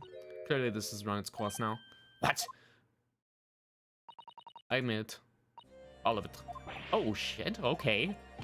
What are you doing? Exactly as the Japanese man said. I was coerced into going along with this man's plot to murder the victim. In addition, that he kept my dirty secret from 10 years ago. Aye, No. Good lord. Get fucked. Scythe is literally just like, I've had enough of this shit. Peace. Take me to jail. I'm done. As long as I don't have to put up with this idiot for any longer. Dr. Scythe, do you realize what you're saying, woman? It's all true. That day, when I arrived at the Crystal Tower and saw the birdcage, my heart nearly stopped beating. That memory from a decade ago that I had done my best to bury deep inside myself. It was the professor again, staring me in the face. And then, before I had a chance to react, I noticed something else. Let me guess, a letter right in there? It was a note tucked inside the model's jacket. Dr. Scythe, you'll go along with my plan. From someone who knows the truth about what really happened that night 10 years ago.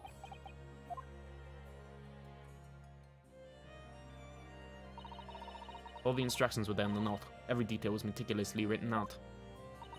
I had no choice but to do what it said. I made the necessary alterations to the scene and fabricated the autopsy report as instructed. Ah. There was really no other choice. It had to be done to protect the judiciary. I can only apologize now. And let me guess, this entire trial is going to be put under fucking wraps. And no one's going to be able to say a fucking word of it. All of us put on under oath.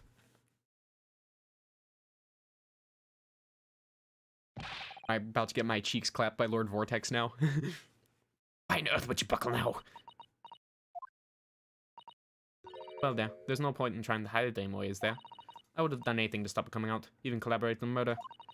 The great lie about that execution 10 years ago has been exposed. Whatever happens, I'm finished. So then, Mr. Drebber, what do you say to that? Your accomplice has admitted everything.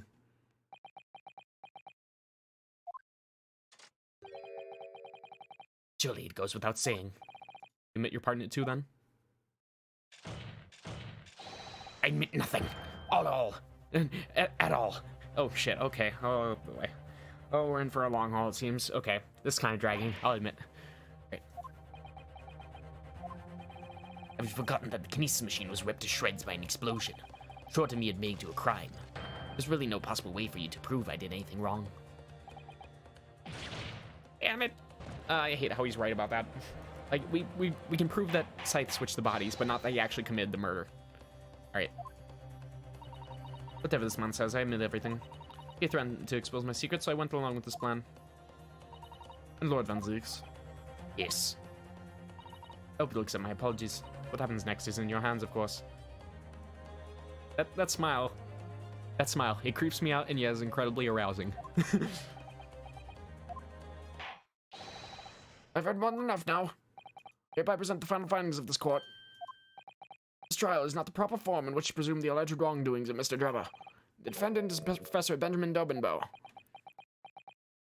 Fair enough. Very true. It slipped my mind. Isn't he one of your closest friends? As the court has heard, Dr. Scythe has admitted to the allegations brought by the defense by absolving the defendant of any possible guilt. You mean... At the present time, it is the conclusion of the court that the defendant was not involved in any wrongdoing. Does the prosecution have any objections?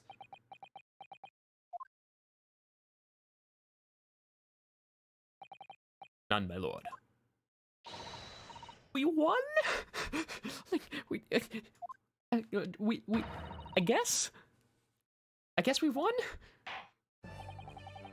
Oh, real, I thought that was gonna fucking drag out for another, like, five cross-examinations, oh god. Without further ado, then, the education. Unless the prosecution and defense have any other matters to discuss. I mean, I would like to discuss Mr. Drebber, but, you know. I mean, I suppose not. I don't know. This doesn't feel quite right. Is this a first? I don't know. Well, I mean, in the first game, Case 3, we also ended it pretty early and we never found out the actual truth, so. Like, and even now, we still don't know the truth of what happened 10 years ago here. Why did Dr. Scythe suddenly admit to it like that? Is everything alright, Mr. Naruhodo? Like you said before, the way the trial is set to end now, the judge will certainly deliver a verdict of not guilty. Was that really what we want? What defense should be pushing for now is further testimony. The defense objects to the trial ending at this time, my lord. Beg your pardon. demand one final testimony. One final testimony, but who's testifying here? What are we trying to figure out here, Naruhodo? Okay. You do realize I'm about to adjudicate in favor of your client, I presume? Why are you playing it now, my Nipponese friend? Why would you want to obstruct the conclusion of the trial at this point? No defense lawyer in his right mind would do that.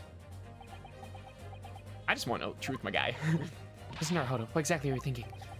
Truth, the whole truth, and a way to bring it all out into the open. Right. Yes, in hindsight. Ah, yes, one word of warning before I go. Oh, yes, that reminded. Thank you, Holmes. If in the course of the trial it's happening, you perceive a shadow of doubt about the truth, don't lay it out of your sight. Pursue it like a dog with a bone. The bitter end, you understand. Do not falter, whatever may come to pass. Sure, Mr. Holmes knew. He must have deduced that this would happen. Yes, I'm here. Well, that's giving Holmes a lot of credit. Let's be honest here. All right. Yes, I'm here in court to advocate for my client and secure an acquittal. Obviously. But that's not all. I believe that I have a duty to the court to pursue the whole truth of the case until every last detail is laid bare. And that is why the defense calls for further testimony from Dr. Scythe. Testimony from me. About what? The execution, I presume. About the nature of your collaboration with Mr. Enoch Drebber. Huh. In case to escape your attention, I've already admitted to everything I did. The whole truth has already been revealed. So stop wasting everyone's time. I don't think that.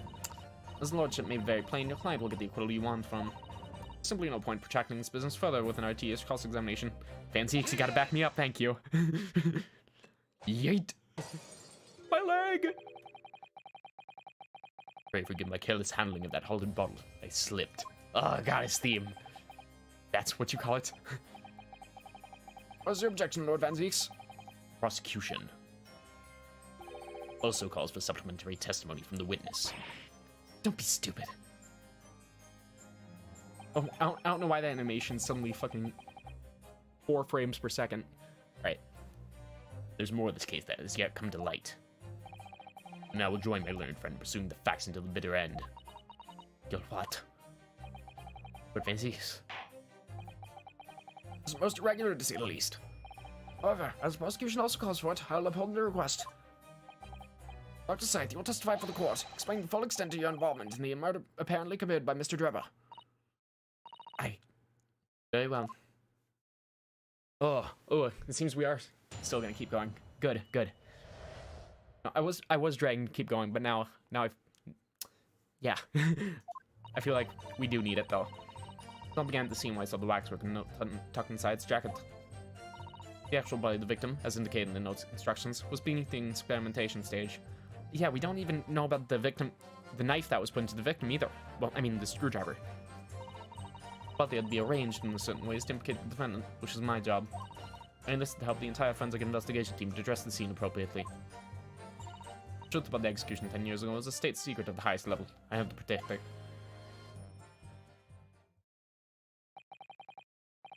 But I was right. The stage and the machine were all specially designed for the deception. So it seems.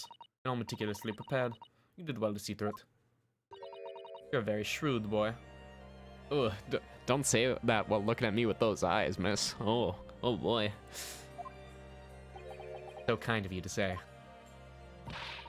What about this autopsy report, then? All I did was record the location of the body as being in the Crystal Tower instead of under the stage. That's all? It's terrible corruption. Only my team were aware of the deceit, and then only under my explicit instructions. Nobody else at Scotland Yard knew anything about it, I assure you. Must be thankful for small mercies, I suppose. Well, I believe that testimony's clarified everything. There's no particular need for a cross-examination, I would say. No, I disagree. Something's wrong here. Look at that expression on Dr. Scythe's face.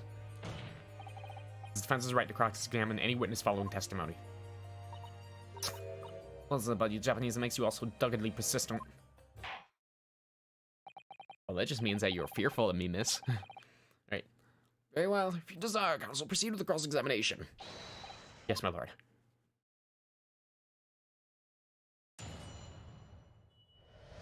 Let's get it. I began at the scene when I saw the waxwork in the note tucked inside his jacket. The actual body beneath the experimentation stage. My job. Better help. Okay. What was your involvement in setting up the scene here? 13. In perverting the course of justice. The team consisted of the very best investigators there are. I demand loyalty from all members. We operated on a code of chivalry of sorts. You aid and abet a murderer, commit perjury, and dare to talk of chivalry. It was a matter of priorities.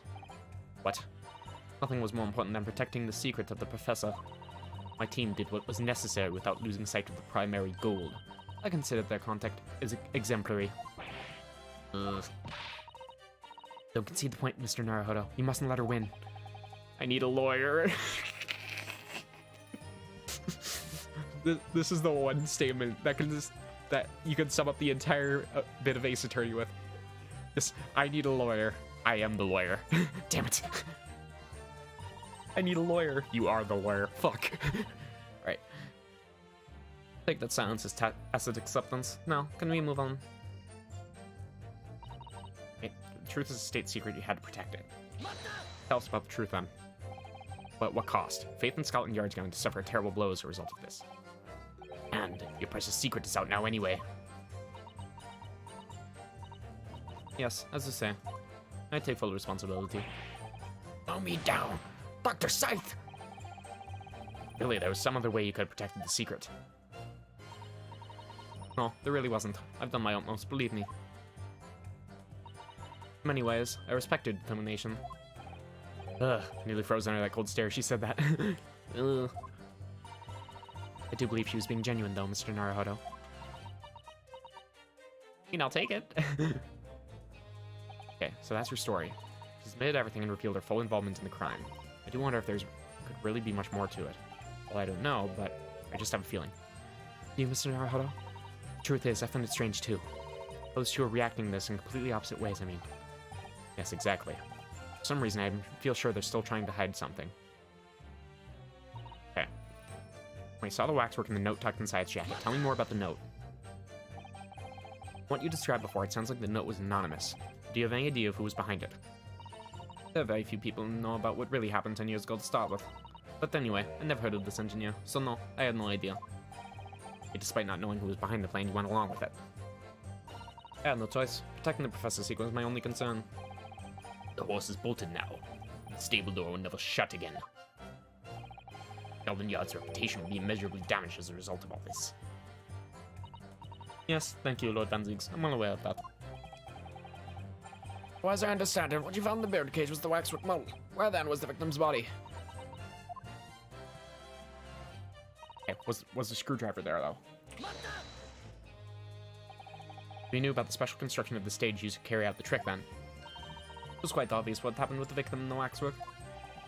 Switched the two over, didn't you? In other words, you recorded the victim's bodies having been discovered in the Crystal Tower, and the waxwork. I wrapped it and sent it by carriage to the specified address at the specified time. Why were you given such directions? Presumably so it could be recovered by Dreppa and returned to Madame Rosique. See, and then you put the birdcage back on the experimentation stage. Yes, although someone obviously made a mistake about which cage should go where. I thought they made it perfectly clear the team, but still. I suppose you were focused on the victim's body, that being a more important detail. Yeah. Well, thank God for that one mistake then, otherwise we'd be kind of fucked. Right. You arrange in certain ways to implicate the defendant, which was your job. They arranged, I presume you mean with this.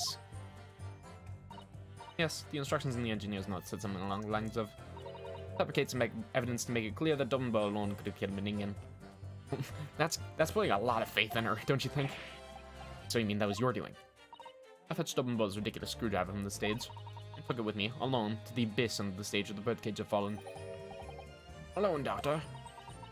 And then you stabbed the corpse, yeah. I didn't feel it would be appropriate to involve anybody else in that particular part of the deception.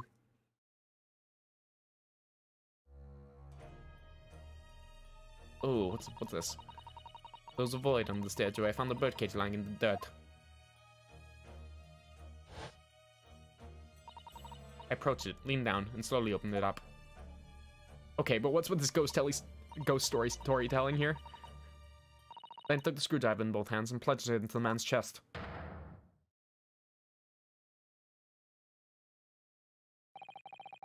Then you know that in your fake autopsy report.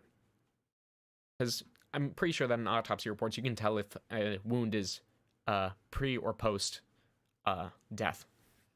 Simply due to the way the blood flows into it, I would assume. As a fictitious cause of death. Exactly. So, the actual cause of death was...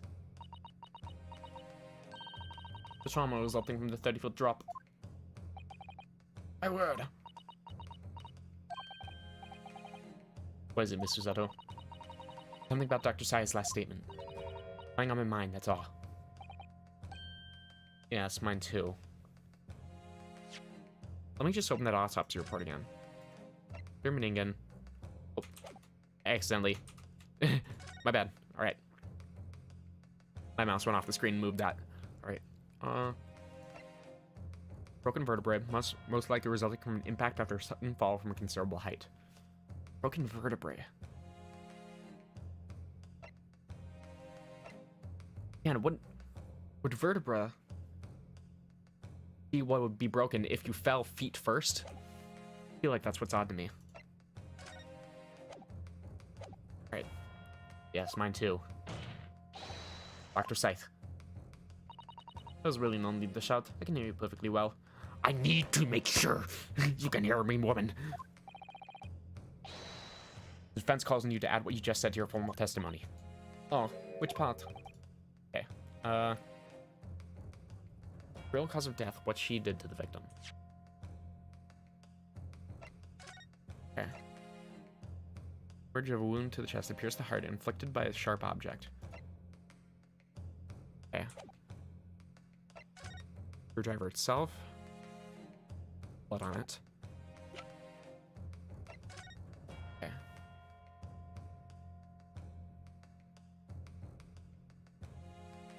Want to add both? I don't know. That's just how the game is working. Article, driver's contract, post-explosion. Oh no, what could be wrong with that? Crashed down, with the victim inside into the crystal tower, causing damage to the base.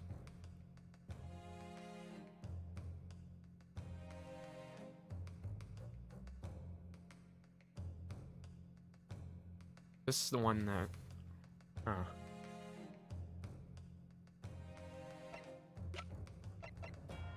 Weird. Go with the real cause of death. Real cause of death being the fall of 30 feet. That part.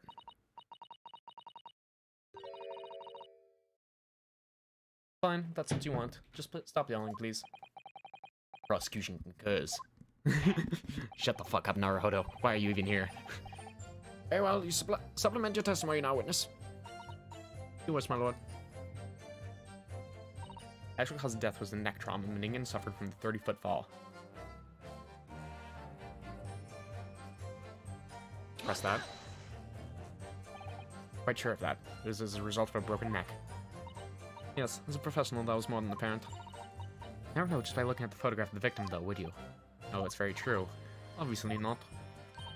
Which is precisely why coroners need to determine the actual facts. Yes, assuming they can be trusted.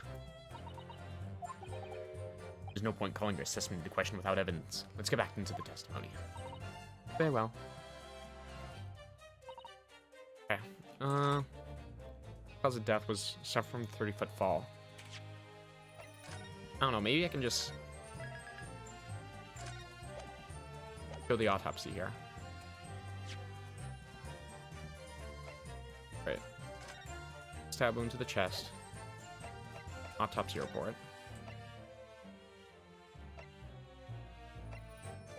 Okay. No. No. Seems not. Okay. Wait. Did I just save? I did. Okay. Yeah, I think we need to get the R statement here. Merely carrying out the engineer's instructions in his words. Yep. Okay. Yep. Bridge took out the screwdriver in both hands. Okay. It could be appropriate. Let's change it. Okay. Go over the victim's corpse where it lay into the toppled cage and plunge the screwdriver into the chest. Okay. Press that. It was you stabbing Ningen with this. Yes, far easier than the section I show you. No precision required. What a welcome change. Hey, piercing the heart would be instant death, right? Or would happen. I don't know. The victim died instantly from a snapped neck. All I did was carry out the instructions I've been given. And as unflinchingly as ever, no doubt. I imagine you didn't bat an eyelid when you drove the weapon into his body. There was no need to bat my eyelids. What else did you twist the facts? Remind the court, why don't you? Alright.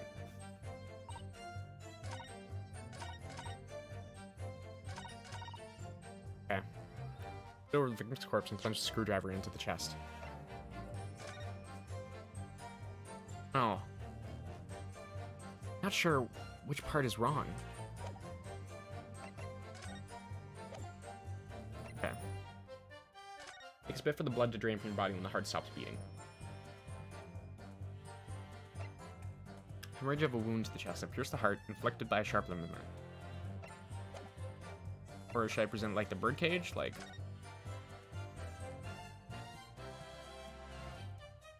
Yeah. Oh, I don't know.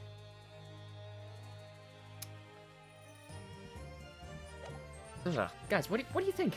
What do you think? Kind of stumped. Why do you know that? Don't ask. Don't ask questions you aren't prepared for the answers to. It's just standard knowledge. Alright.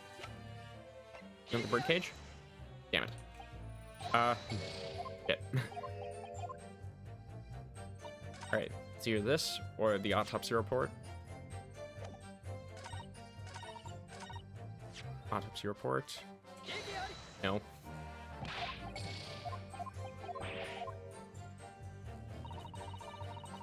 Okay. Or the screwdriver itself. No. Shit.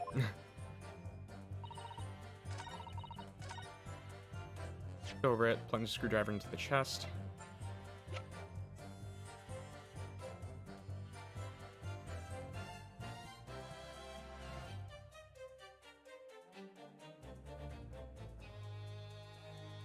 Okay. What could it be? The burn glass. Goes autopsy. Goes contract. Crossbow. Photograph the victim. Oh, that's actually it. Okay. Load. And show the photograph of the victim. Okay, present. Photograph the victim. Got a nasty feeling. This inconsistency points to an extremely uncomfortable truth. Oh, this is a new theme. What on earth is the matter, Counsel? Have you lost your tongue?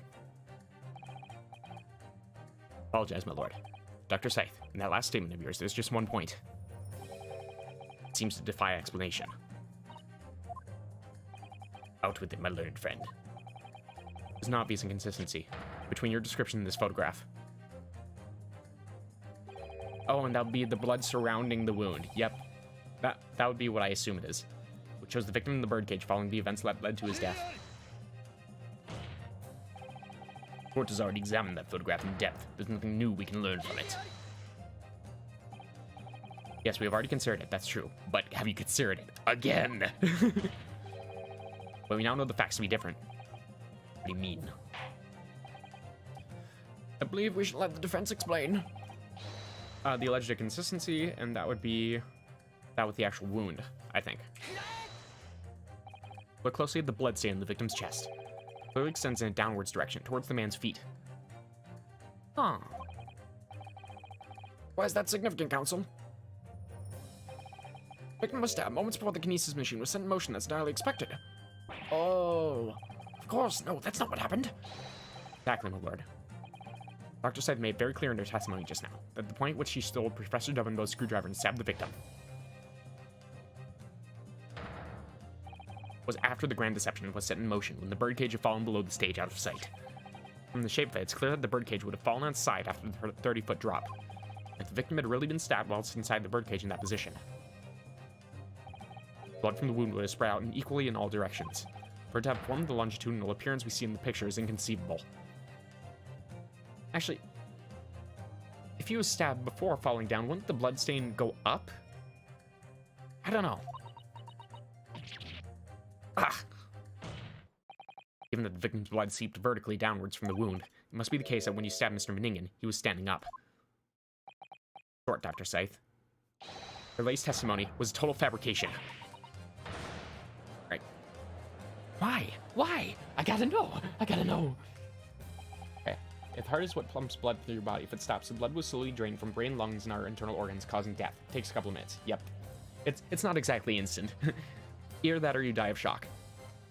No, I was right. Now I've identified that contradiction. There's only one way to explain the facts, and that is that Dobinbough did stab him with the screwdriver.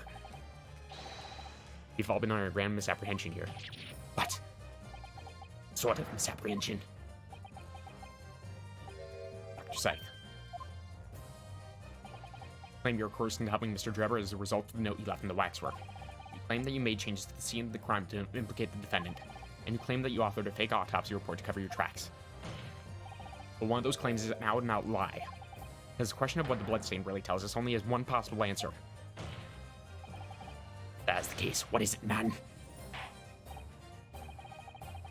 Counsel, you've clearly struck upon a revelation. Now tell the court what it is, which by Dr. Scythe is shown to be a lie by the contradiction. Right, how she was coerced, the stabbing of the victim, the autopsy report.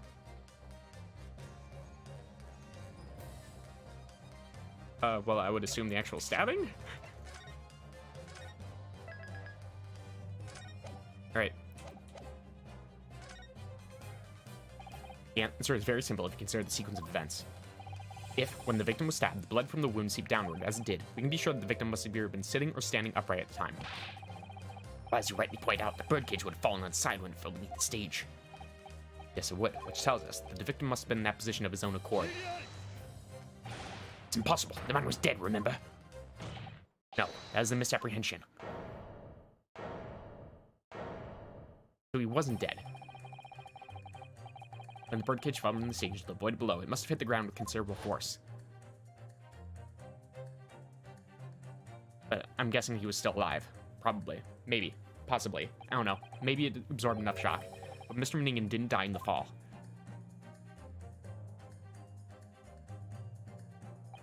Probably lost consciousness for a while, but when he came around, he got to his feet to climb out of the cage.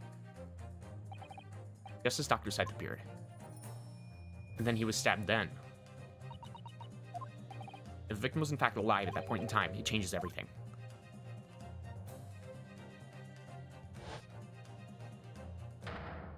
Eee, yikes. So Drebber wasn't even actually involved. Like, he set everything up, and is certainly an accomplice, but he wasn't the actual killer then. So he basically forced Scythe to commit murder then. Mr. Elder Meningen's killer wasn't the defendant, Professor Benjamin Dobinbough, nor was it the mastermind behind the stage trickery, Mr. Enoch Drebber. It was you, Dr. Courtney Scythe.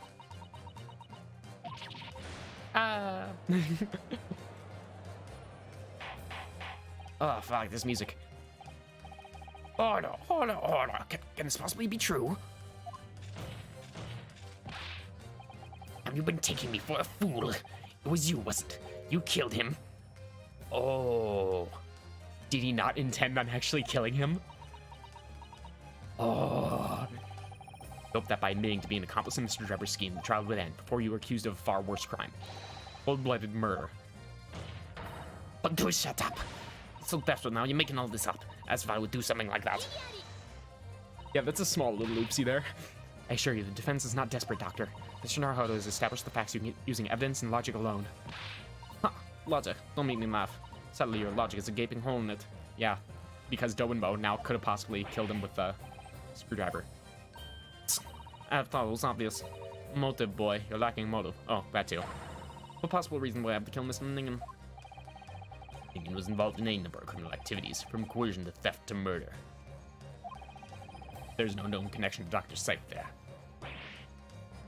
I'm rather relieved to say it does seem somewhat far-fetched. Sure, there's no obvious motive, but there's still something in the back of my mind. feel sure I've seen something before that hints at why the coroner might have done this. Oh, are you now, Mr. Naruhodo? Are you now? Okay.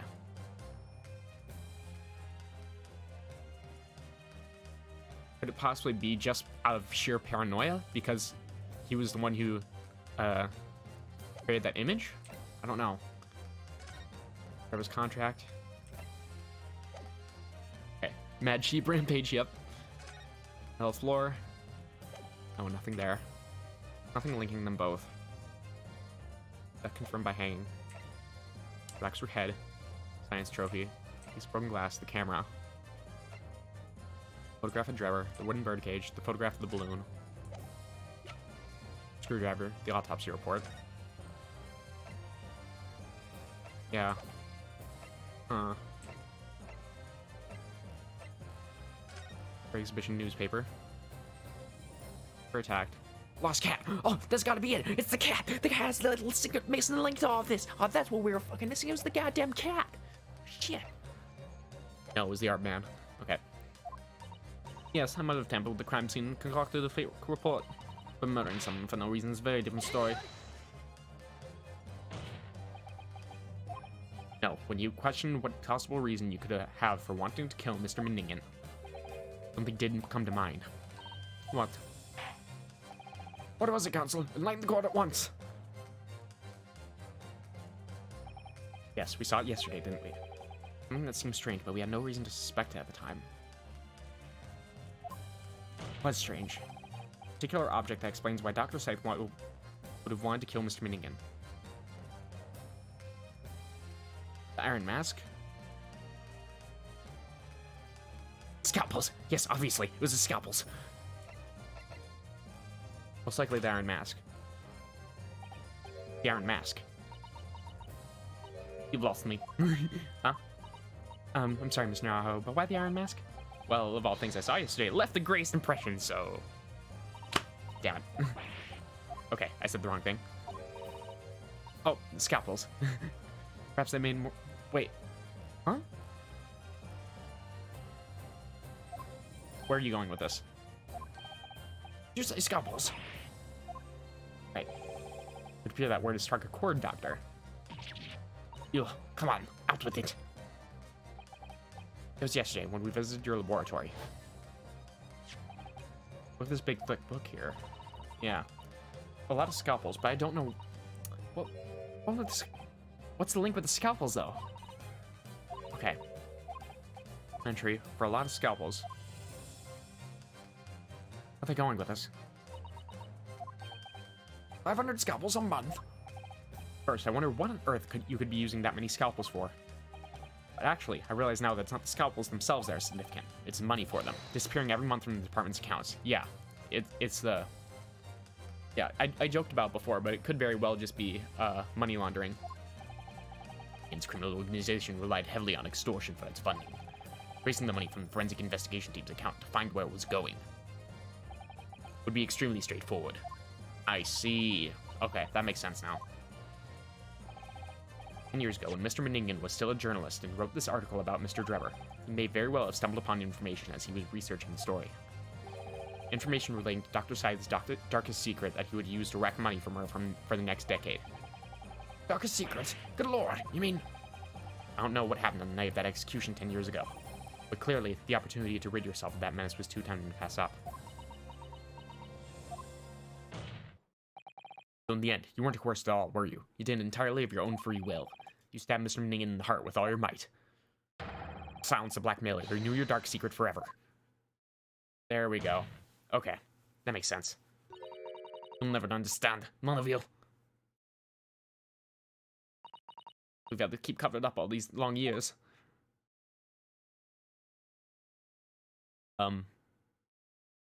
You want to tell us then?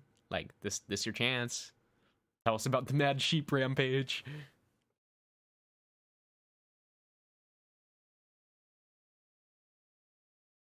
So the intent was never to kill him then? Very little of the machine remains after it was ripped apart by the bomb. The truth of this case never would be properly established unless you speak out. And if you decide not to, it's very possible that Courtney Scythe will escape punishment for her crimes. Please, sir, Own up to what you've done. Tell the court the truth about what happened. Oh, you told the truth, and you were robbed of a bright and successful future as a result. I can certainly understand your bitterness and your consternation now. However, this is surely the chance you've been waiting for, to sever the hold that fate's had over you all these years. Right? No? No Mad Sheep Rampage? What are you talking about? Your brain's putting this into the context of Among Us. Yeah, that's what Phoenix Wright is. It's all just one big elaborate game of Among Us.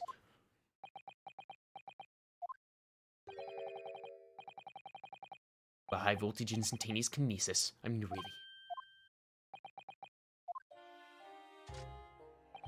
It's addle-brain mock scientists that are the worst, you know. They don't recognize the fact that they don't have talent. They can't even get that right. And so, they end up chasing impossible dreams, having unbridled faith in their ability. They go on and on about their wonderful hypotheses, their stupid eyes shining like a little child's. They make me sick. I can't abide their foolishness. So, his intent was just to mess up the experiment? Careful, Mr. Trevor. I was particularly pleased with the kinesis machine. It made for quite a show, didn't it? Do you admit it? You admit that it was nothing more than a sham made for the purpose of killing the victim? Yes, I admit it. I did it all in the name of revenge. So, wait. So, huh? Huh? You did have your part in the killing? Revenge for the future that Mr. Meningen's article had deprived you of 10 years earlier. The revenge you sought didn't stop in Meningen, didn't you? I mean, did it? Where that very particular waxwork comes in. Yes, I see. The condemned convict that you saw rising from the grave in Lowgate Cemetery 10 years ago. If your account of those events was all true. Obviously, Scotland Yard couldn't afford to acknowledge what happened. Even if it meant discrediting a bright young man and crushing any future career he might have had. Your plan required that you abduct that particular waxwork model, in order to exact your revenge on Scotland Yard as well, or on Dr. Scythe, to be precise.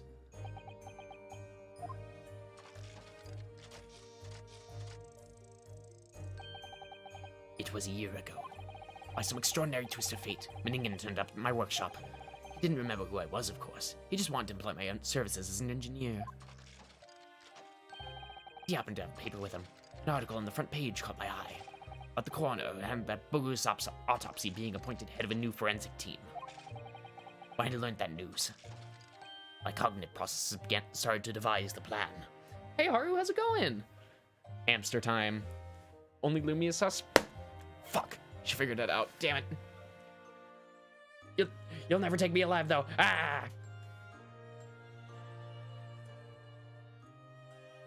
Okay, I'm back. And that's the end of that bit. Alright. What a horrid tale. He robbed me of my future, so I wanted to use the man's own wiles against him, for revenge. And have that rotten Scotland Yard eating out of my hand at the same time. God, I love that animation of his, it's so extra. Not 1 desk pound, but 2 desk pounds. Right. I want them all to suffer the same humiliation I'd had to suffer.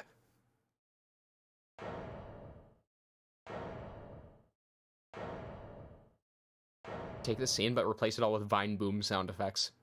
There you go. I just ruined it for you. You're welcome. Right. Cringe your white ratio. I'm sorry. I'm sorry. You're right. I'll go.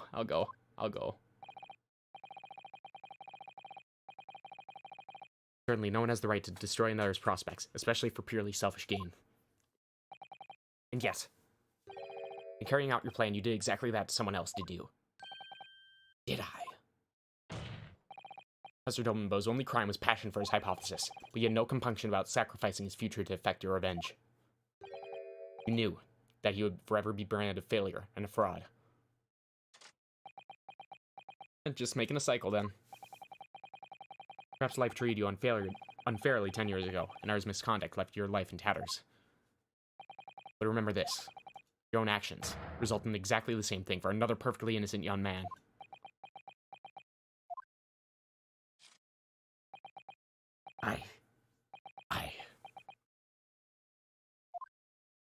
Guess. God, I'm a child. All right.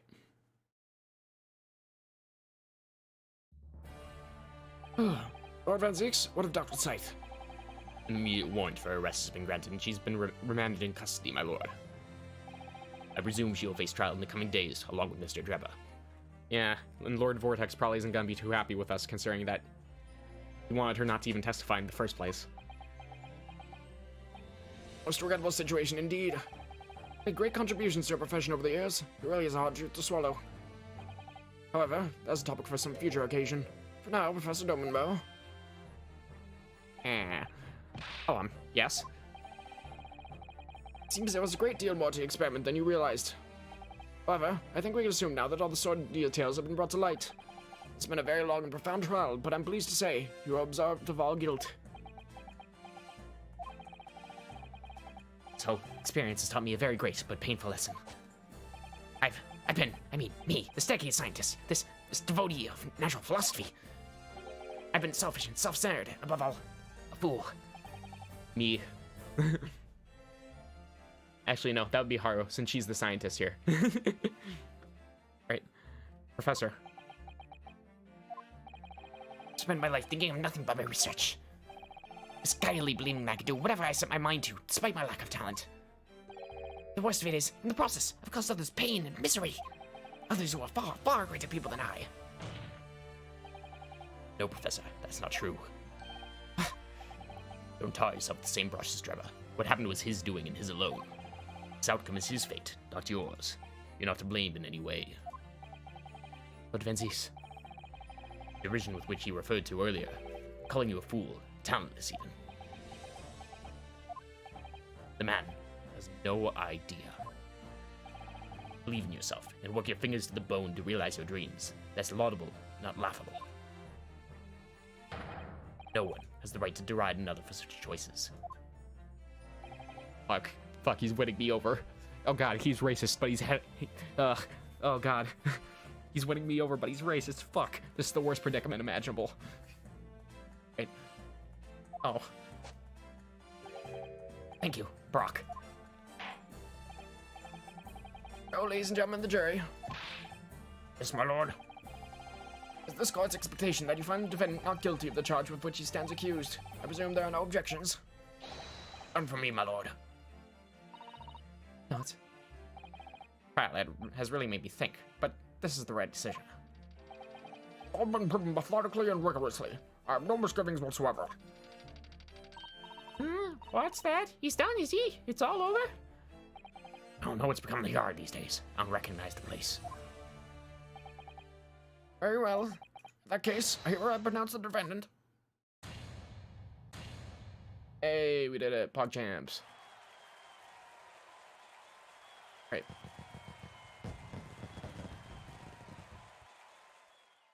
Alright, bitches, now get out of my courtroom! I'm sorry, Judgy. I'm sorry. Court is adjourned. Get the fuck out of my sight. Papers, truly. We did it. It's over. That was some trial. Yeah, to say the least. That was a really fucking good one, though. Like, that was one of the best. I don't know. Does it beat the last case of the first game? I'm not sure. Or the third case of last game? I don't know. I don't know, but it's up there with those. Professor, what a splendid outcome, isn't it? Oh, it is. It is. Congratulations, Professor Dobinbough. Good, bro. It's Naruhodo. Mrs. Otto, I'm truly Besides my self-gratitude, how can I ever thank you enough? I'm just glad it's all been cleared up. That you realized you were just caught up in a bad situation. Ah! Right now, you know, if I had that research grant money, I'd give the whole lot to you, every penny. Well, that's very kind, but it's not ours to research, so. You don't need a financial reward. Your acquittal is more than enough. We say that, and then we're gonna have to go up and live up in Sherlock's attic again, so. Like, you take what you can get. Oh dear, well, what can I do? Aha! How about this, as a memento? The paper about my hypothesis is inside. That's a very tiny hypothesis. Well, just a memento then. Thank you. I've been wondering, Professor, what are you gonna do now? Oh my. Oh, yes. What am I gonna do? My hypothesis and my great machine lie in ruins. But still, it's been too long since I was last in London, so perhaps I'll enjoy some sightseeing. It's literally science trading cards. True. Let's just explore the great exhibition whilst I'm here, too, and see if new inspiration hits me. Oh yes, it's a wonderful idea. I can't allow that. Huh? Hold up. Who? Oh, Vinzies. Ooh, oh, hey Dad. How are you, Dad? Right. Science NFTs. Yes, now you're thinking with portals. There we go. NFTs, let's fucking go. Right. Lord Vinzies, what are you doing here? Well, I mean, just say congratulations, I would think. Brock. Sorry you had to go through that, Benjamin. Well, if I'm honest, it was terrifying. You were like a great demon behind your bench there, snarling down on your prey. Oh, I love this animation of his. You're one of the few true friends I have. I couldn't leave it to anybody else to handle the prosecution or the defense. Oh, wow, that's a bit of an honor, huh? Well, and considering how many years it's been since you guys met, and you said you said he was only like an acquaintance back at the beginning of this case, but now he's suddenly your best friend. Okay, I see how it is. Sorry, or the defense? Did I just see that right? Hold up. I always knew it. You had my best interests at heart. Don't worry. Ah, how about you show me around while I'm here in town? It's been a long time since we left university. We have a lot to catch up on. Listen, Benjamin. In a few days, your quill will be made official. When that happens, you must head straight to Dover. I'll accompany you. Oh, hold up, why? From there, you'll cross the channel and make your way back to Germany. I've already purchased the tickets. But no! Hold on a minute, Barack. What about the great exhibition? This is a chance of a lifetime. No sightseeing, Benjamin. Give up on the idea. Oh. Bro, are you just about to crush his dreams here and now? Like,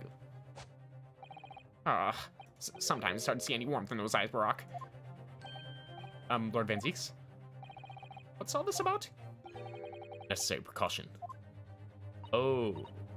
Is this because of the professor? Yeah, most likely. Yes, I think I understand. You do? Well, Iris told me that when you met Lord Van Zieks at his office some days ago. Oh, the Reaper. Yep. Yes, how Mr. Natsume was doing. Yes, that's right. I remember being surprised at the time and thinking it was nice of him to ask. Point is, Mr. Natsume is still alive and well, even though it's been more than 6 months now since he stood trial with the Reaper as prosecutor.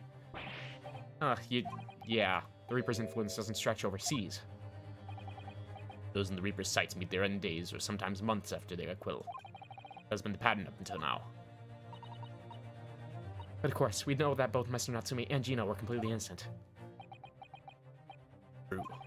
And perhaps that governs the Reaper's actions. The truly innocent are spared. But I don't want to take any chances with a close personal friend. That's fair. But Barack... Like the mustached Nipponese, this man should leave the country without delay.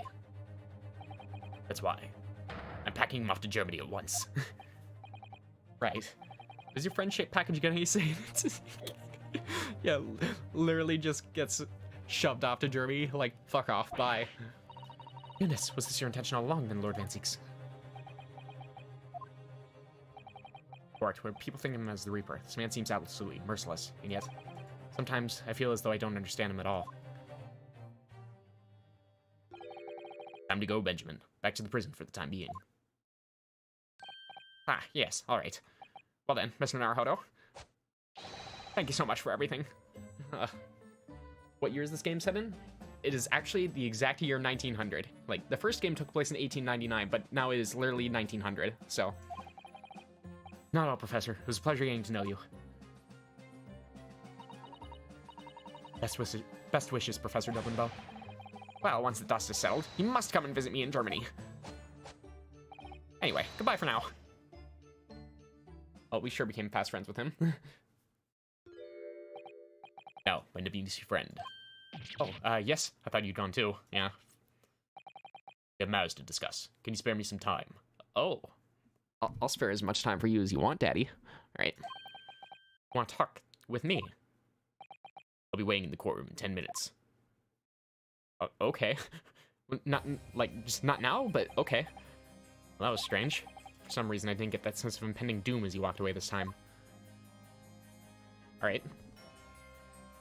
Like, are we just gonna, like, show our penises and just put them right on the tail? Like, Is that what's gonna happen here? Like, are you into exhibitionism, Brock? Like, is that your thing? Huh? What does he want to discuss, I wonder? The answer waits in the courtroom, I suppose. Here goes then. Okay. 24th of October, 4:58 p.m. It's already 4:58? Shit, you guys didn't even wait for lunch? God damn. You're tired? Good night. That's fine. We're probably gonna be wrapping up soon anyway, just finishing up this case, and then got it done. We're probably gonna have a short stream today. I'm not really feeling it too much, so. 24th of October, 4:58 p.m., the Old Bailey courtroom. Yeah, and the fucking professor was just left here. My guy. All right. So, are you satisfied? You saved a guileless scientist from a great injustice. Your assistant's here too, I see. Yes, I think so. I'm relieved at least that the man's innocence could be proven. And is Suzawa just not there, or? Anyway, I imagine you've been wondering where my animosity towards you Nipponese comes from. Oh, we're getting the story now. Naruto, is this the time? Well, at first I thought you just didn't like me. I imagine you saw me as a pretentious child from an unimportant land who had no business being here. But now, I think differently. Clearly know our ways, so I would guess that some specific incident led to your thorough dislike of my race. Will you tell me what happened, please? No. Goodbye. Just walks right out of the courtroom. Right. Professor. I thought I'd never hear that name in this courtroom again, to be honest. He took your brother's life. No, he was his brother, I assume. Clint. My brother was Clint Van Zeeks. 15 years ago, when I was still just in my teens. He was already the director of prosecutions, and a key member of the judiciary. I looked up to him. He was everything I aspired to be. Involved in the establishment of justice systems in foreign countries as well. There were exchange programs between Britain and other nations too, to share the knowledge and ideas. As part of one of these programs, 3 judicial students came to Britain from your homeland, the Empire of Japan. And that would be, Mikotoba. Well, just Mikotoba as far as I know. Oh, if it was 16 years ago, then one of them could have been my father. Of course. I remember Dr. Mikotoba well. I had no idea. I was a minor at the time, training at the prosecutor's office. One day, Clint introduced me to the 3 visiting Nipponese. So, you've actually met my father? He and his colleagues were polite and amicable. They were adept at their work and exacting in their standards. My first encounter with the Nipponese spirit, and it made a very great impression upon me. 6 years later, that's when it happened. The investigation was going nowhere. There were no suspects even, just an ever-growing list of victims. And in the end, my brother became one of them. The last, in fact, before the case was finally resolved. Right. Sorry, Lord Van Zeeks, truly. Clint was always ready to put his life on the line for justice anyway. He wouldn't have wanted it any other way. He lost his life to the killer, but it was his victory in the end. Right. Because he probably took him down with him, I assume. Me personally, though, it was a great loss. I found myself in a very dark place indeed. When I finally found out the killer's identity, the reason why no one had been able to catch the man sooner seems to be a mystery. He'd been hiding in plain sight all the time. Plain sight. Be aware of political events 10 years ago. It was a period of extremely sensitive diplomacy between the British and Japanese empires. Yeah, I would think so. A new treaty was being forged, I think. Correct. The Anglo-Japanese Treaty of Friendship and Navigation was being concluded. Wasn't that the treaty that just happened last year? Like, huh? Leaders of both countries were deep in extensive political discussions. Why this particular killer's appearance in court was conducted as a closed trial. The British public had known the identity of the killer. Not only would the treaty have been in jeopardy, but our 2 nations could very well have ended up at war. Yeah, that sounds about right. What? A war between Britain and Japan? That would mean, oh my, you mean to say the professor was one of those Japanese exchange students, I assume. Oh, new animations. Oh.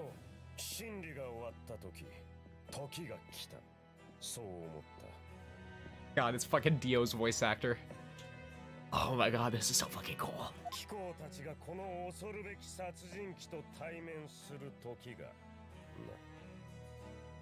And you just have the key?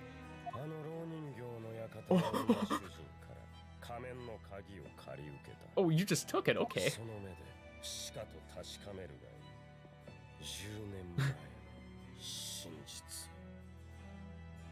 Oh boy. Please. Please let me see. Yeah, a Japanese man here. これがプロフェッサーの正体。その通り。今まで考えたこともありませんでした。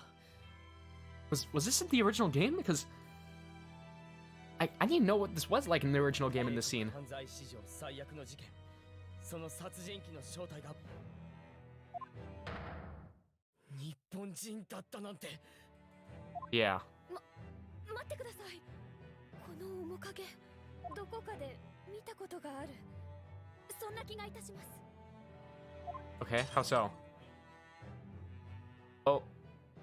Oh. Let me guess, it's like Cosmo's dad?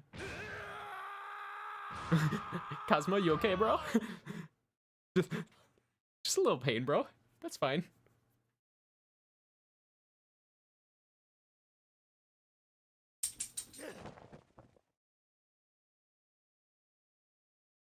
Cosmo, you okay? 父上。 Yep. 父上。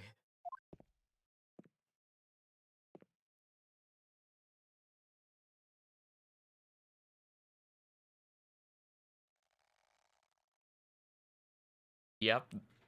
There we go. Persona! Oh, and we get a sweet remix of his theme too. Okay. 僕の親友、麻生木和馬。1年の時を経て今、すべての記憶を取り戻して。 Well, I assume his memory is returned. Well, maybe only a portion of it, but still. 目の前に立ってい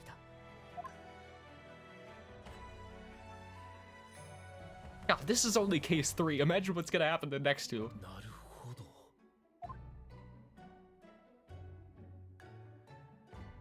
You better cry now, you son of a bitch. 友よ。御言葉法務女子。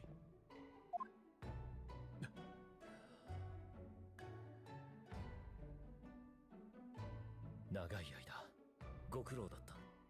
Yeah, you can say so. You can say so. 私の代わりに友をここに導いてくれた。カズマ様。 Are you gonna give him his sword back? Or やっぱり生きていたんだな。麻生木。貴様にも礼を言わねばならない。何しろ、そいつを守ってくれたのだからな。 yeah. Oh, yeah. You probably want this back. 麻生木の家に代々伝わる名刀、カルマ。 Yep. 日本を出発するとき。 Yo, I have no idea who this guy is. Go back and play the first game, you idiot. When we left Japan, the sword was at my friend's side. A Japanese man's katana is his soul, and he couldn't be parted from it. Either that or watch my video on it. そしてあの事件が起こって、僕は佐藤さんからこの刀を託されたんだ。お前が残した思いとともに。 Yep. You want this back, buddy, or can I keep it? Because it's pretty fucking cool. いつもお前が見守ってくれている気がしていた。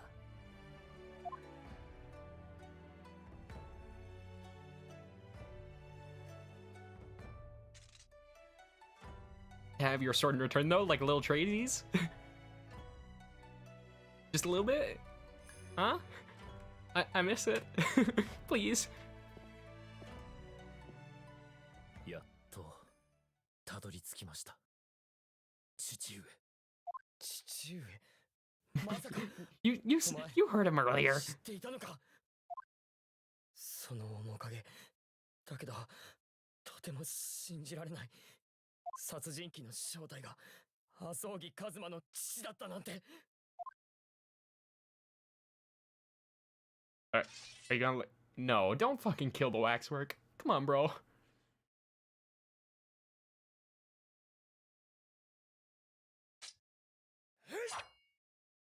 Bruh. Bruh.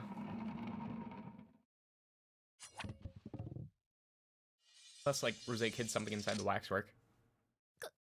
But カズマ様 that's destroying evidence, my dude. Why would you do that? なるほど。貴様と積もる話はあるが、今はその時ではない。 Yeah, no kidding.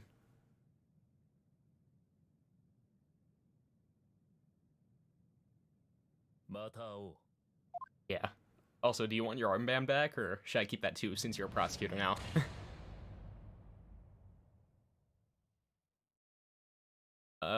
And Van Zeeks has just been singing the chorus this entire time, like, I have no clue what's going on. 法廷から出て行った。 We have a lot to talk about with Holmes, it seems.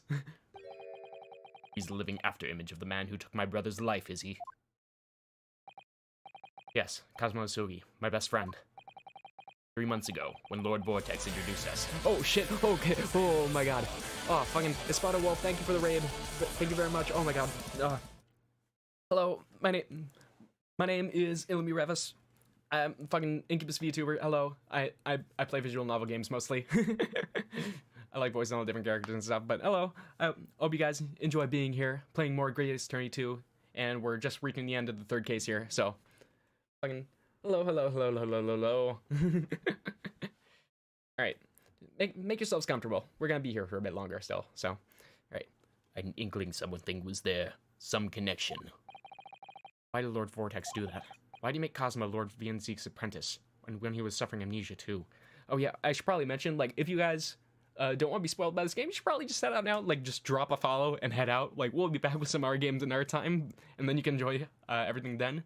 But if you do know, then strap yourselves in and watch me enjoy the game then. So, right. Man was apprehended, even executed. But his legacy just won't die. That's the sad truth. Oh, Espada Wolf, thank you very much for the follow. All right. Anyway, that's all I had to say. I thank you for meeting with me as I asked.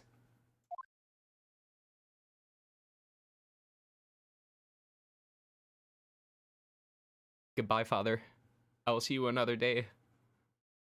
God, he's so fucking hot. God, why is he so hot? All right. Years ago, my grandmother took me to the railway station. We were there to meet my father from the train. For me, it was the first time I'd ever seen him. Okay. Poor Susato. Oh, this is tied up with painful memories for her, too. She's never talked about this with me before, though. I just want to know why the professor did what he did then, and why he's called the professor at all. It took time to adjust having father around, but just when I was starting to get used to it, he called me into this study one day. He told me that a great friend of his had passed away in London, that the friend had left behind a son. Boy, 7 years my senior. Father told me the boy had made a promise to his late father. He was studying to become a defense lawyer. I wanted to help, so I studied to become a qualified judicial assistant. Just for that reason? Just for this one guy that you didn't even know? Okay. I respect it, I think. As I'm sure you've worked out, the young man's name was Kazuma Osogi. So you see, that's how he and I met. 親友は束の間僕たちの前に姿を現して再び消えた。そしてその瞬間、止まっていた時は動き出す。 Had been dormant for a long time. God, what? Why did he leave all of a sudden like that? He said, like, he basically just said, Naruhodo, we need to talk. Bye. And that was it. 巨大な運命の車輪が回り始める。きしむような音を聞いた気がした。 Right. それは確かに何かが始まり、何かが終わるきっかけだった。 Okay.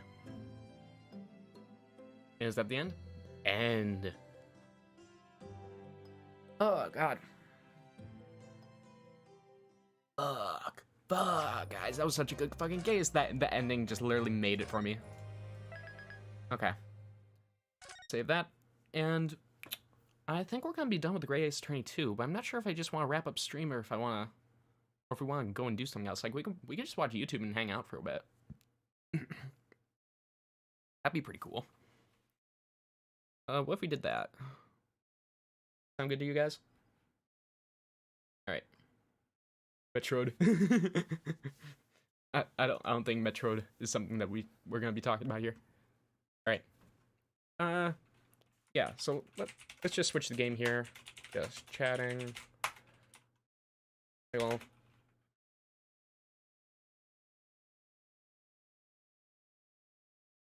Okay.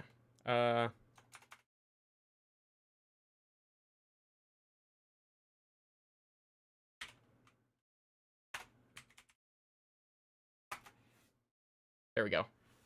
Let's just do that then. And then I'll switch this over. Okay. Let's start capture and let us try and find something that we can do here. So if you guys have any ideas for videos you want me to watch, like feel free to just drop them in the chat real quick. Or just something for me to search, that works too. All right. Here. Anything immediately peek out on the YouTube homepage? A history of Nintendo's official emulators. Okay, that's kind of interesting to me. We'll go with this for now, unless someone has anything better. The Nintendo Switch Online expansion pack. An upgrade to the service that most people only have so they can play Nintendo games online at like 50% speed. Sorry, I'm being unfair. Sometimes it's 70. More importantly, what does this expansion give us? True. Well, for the low annual price of over double the original subscription's value, you can get Animal Crossing's $25 Yo, DLC, which will go now away that's the moment you value. stop paying for the Now that's subscription. value here. Official emulators that- Okay, what do you have here, Bill? The rate Lunchables debate? Oh. I've never been a fan of Okay, we'll watch this real quick, because this is a classic. Okay. cold pieces, but that's the only one I can actually eat. Objection! Okay. Can we all agree that? Why would you use the cold microwave? Hold it! Fuck, microwave's a Lunchable. Because they're meant to be eaten cold. What? Pizza? No. The pizzas? No. God, no. It's hot Lunchables. Why I mean, technically they are pizzas. You do cook them, but I mean, the Lunchables pizzas, they don't even qualify as What are you pizzas. supposed to do at school? You're supposed to go? Okay. Cafeteria doesn't have a microwave? Cafeteria doesn't have a microwave, it's kind of cringe. Principal's like, hey, can I use your microwave? I need to game my lunch. Bro, you cafeteria doesn't have a microwave? That's kind of Yeah. One of my own. Alright, you use GX opportunity. Yeah, I think it's just better overall. It just gives me so much easier access to all the I've never had a social media I use and everything, and just has so many useful tools in it. Lucas, you gotta cook. The ads are bad, but the actual product, that's pretty good. I think you're eating Lunchables wrong. He's literally being gaslighted right now. It's a fucking pretzel stick. They're supposed to put fucking pepperoni and mozzarella on, and then you eat it. That's it. Okay, but The pizzas are different. Objection! Where? Where does it say you put it in the microwave? At home. Eating Lunchables at home. Lunchables at home. Like, that's good food. I expect myself a sandwich at that point. Lunchables good deal. only good for when you're like at school. You do not have Lunchables at home. End of discussion. I think Edgeworth wins. Edgeworth wins. that play worse than their free unofficial alternatives. Aggressive intro, I know, but it's kind of hard to pretend there's value in this at the moment. When this video goes up, it'll only have been around a couple of months since the He expansion speaks pack kind of fast, I'll released, slow it down. so it's more than likely just an at-the-moment kind of issue. At some point, the benefits will add up, and the subscription will be worth it. It's a tactic that a lot of companies are fond of from time to time. Yeah, Nintendo unfortunately, and it's Until one then, that I however, really we fucking should hate. absolutely make fun of it until they fix it, because seriously, what is this? You're not here for my random Oh, I should probably tweet real quick. Right. Right. Okay.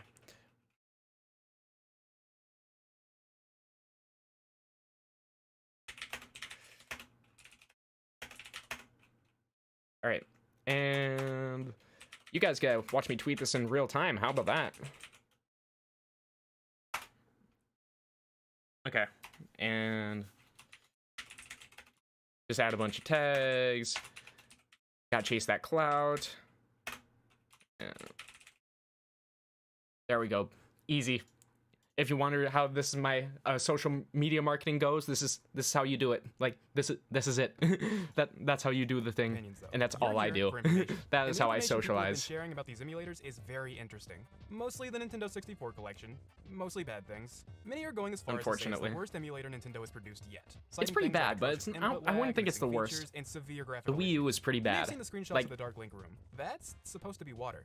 These are Yeah. valid complaints, but claiming but these to be the the worst Wii they've U, ever done is quite a statement. it had a really Whether it's bad true or not, Nintendo not all the 64 evidence emulator we because support everything had this claim like makes sense. black dark Issues like overlay on it. European Like games someone that turned the hit original opacity on the Disney emulator and first, just turned or it to Mario like Kart 64 not 50%. allowing ghost data. I mean, those suck, but I can't think of an official Nintendo emulator that didn't have those issues. And unfortunately, even when you bring up issues like atrocious latency, there are strong contenders for that category. Yeah, Wii U, So why don't right we there. take a deep dive and test that stance? This is the perfect excuse to take a look back at all the emulators Nintendo made, from the well-loved Wii Virtual Console to the random secrets and extras found in various Nintendo Yeah, the Wii games. Virtual Console was pretty Admittedly, good. there's going to be a focus on the N64 thanks to my intrigue and It was good, bias, and it was but good I'll for make a sure I first don't overlook attempt, the but other still had a emulators. lot of room to work Nonetheless, with. I think the information we'll find here is interesting enough to warrant the teardown. Welcome to Tech Rules. I mean, the Wii Virtual Console emulators, like I know the NES one had a problem where the games were slowed down by like 10% or so, and that was discovered when people were starting to speedrun Super Mario Bros. Is that they discovered that the game actually runs slower compared to the original hardware, and that's what discovered that. So I think the NES version, at least the NES emulator, wasn't that great, but who knows? But first, a huge thanks to Skillshare for sponsoring Oh. today's video. You ads, oh, you cringe. Oh, get out of here. Before Right. we can talk about the emulators themselves, it's probably important to distinguish what is and isn't an emulator. Probably sounds pointless to some of you, right? well, I An mean, emulator yeah. is just a piece of software that imitates another device. Okay, well, let me mention the Super Game Boy, the device that let you play Game Boy games on the Super Nintendo. Is that an emulator? I mean, considering no, how I brought up the I'm- question, the answer I- is obviously I no. don't think But here's the why. emulate- The that's Super an Game Boy emulator, takes no. advantage of something called virtualization. The most taxing part of emulation is the actual conversion using and actual interpretation of hardware. code. The SNES's architecture, which means the way it handles code from a hardware perspective, is entirely different than that of a Game Boy. Despite the fact that the SNES is more powerful than the Game Boy, emulating it would require taking those instructions, converting them into something the SNES understands, and running said instructions, all in real time. This explains the overhead that Right. causes slowdowns in emulation. If the instructions can't be processed as soon And as that's we why, get them, and that's actually a big reason why using like CRT filters and stuff in emulators is pretty taxing on your computer. Is that if you run an emulator, you're already forcing it to convert all these commands in real time and play the game at a smooth frame rate, as well as asking it to make all these different graphical updates to it as well. And that's also why texture packing can also make things run slower if your computer isn't that good. So the more you know. then we need to slow down so we can. Virtualization, on the other hand, doesn't have this limitation. There's minimal conversion for virtualization, as the code being sent over is already something the machine understands. The only things that need to be emulated in this case are smaller and typically much less demanding aspects of the system. This is why the Wii was able to play GameCube games pretty much perfectly. Same for the Yeah. DS for GBA games. In these cases, the architecture of the devices is almost identical to their predecessors. They resemble more powerful versions of the You're old not, device in a way. changing much about the information before emulating it, so that's pretty easy. It just makes sense to do so unless your project is hyper-focused on one of the devices in particular. It's important that I explain that now, since it's going to be a bit of a running theme down the line. For now, let's refocus on the Super And this is actually why emulating stuff that is like 2 or 3 generations ago is much more difficult. It's because the hardware isn't exactly to the level where it can emulate it easily, as it's not powerful enough compared to like 2 or 3 generations ago. And what was it?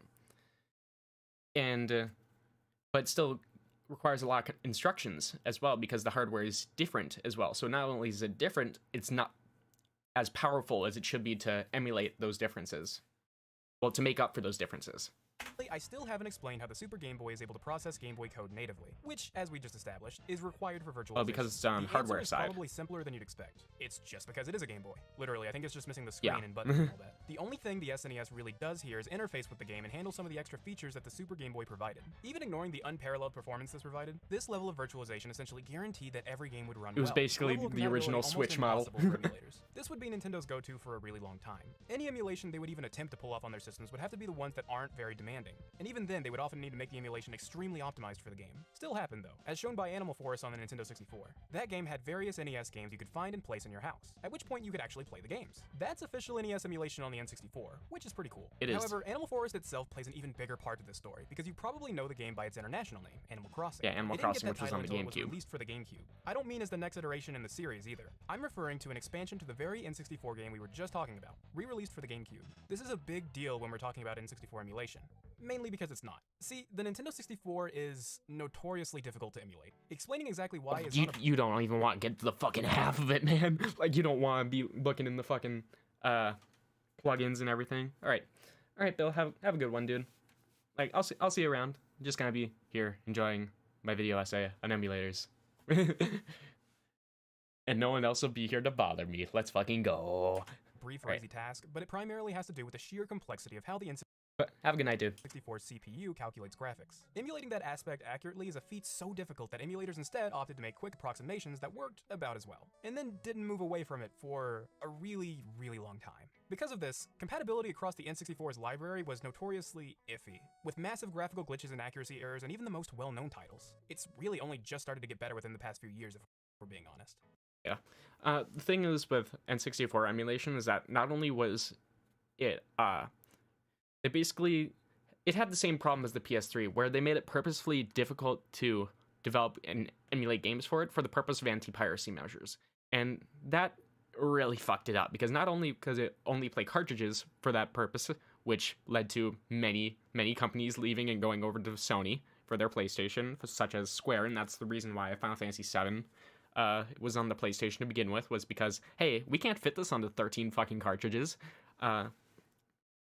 And as a result, well, it bit them in the ass. The N64 has just been incredibly fucking difficult to emulate as a result of all those sorts of things, and that's why the PS3 is also very difficult to emulate as well.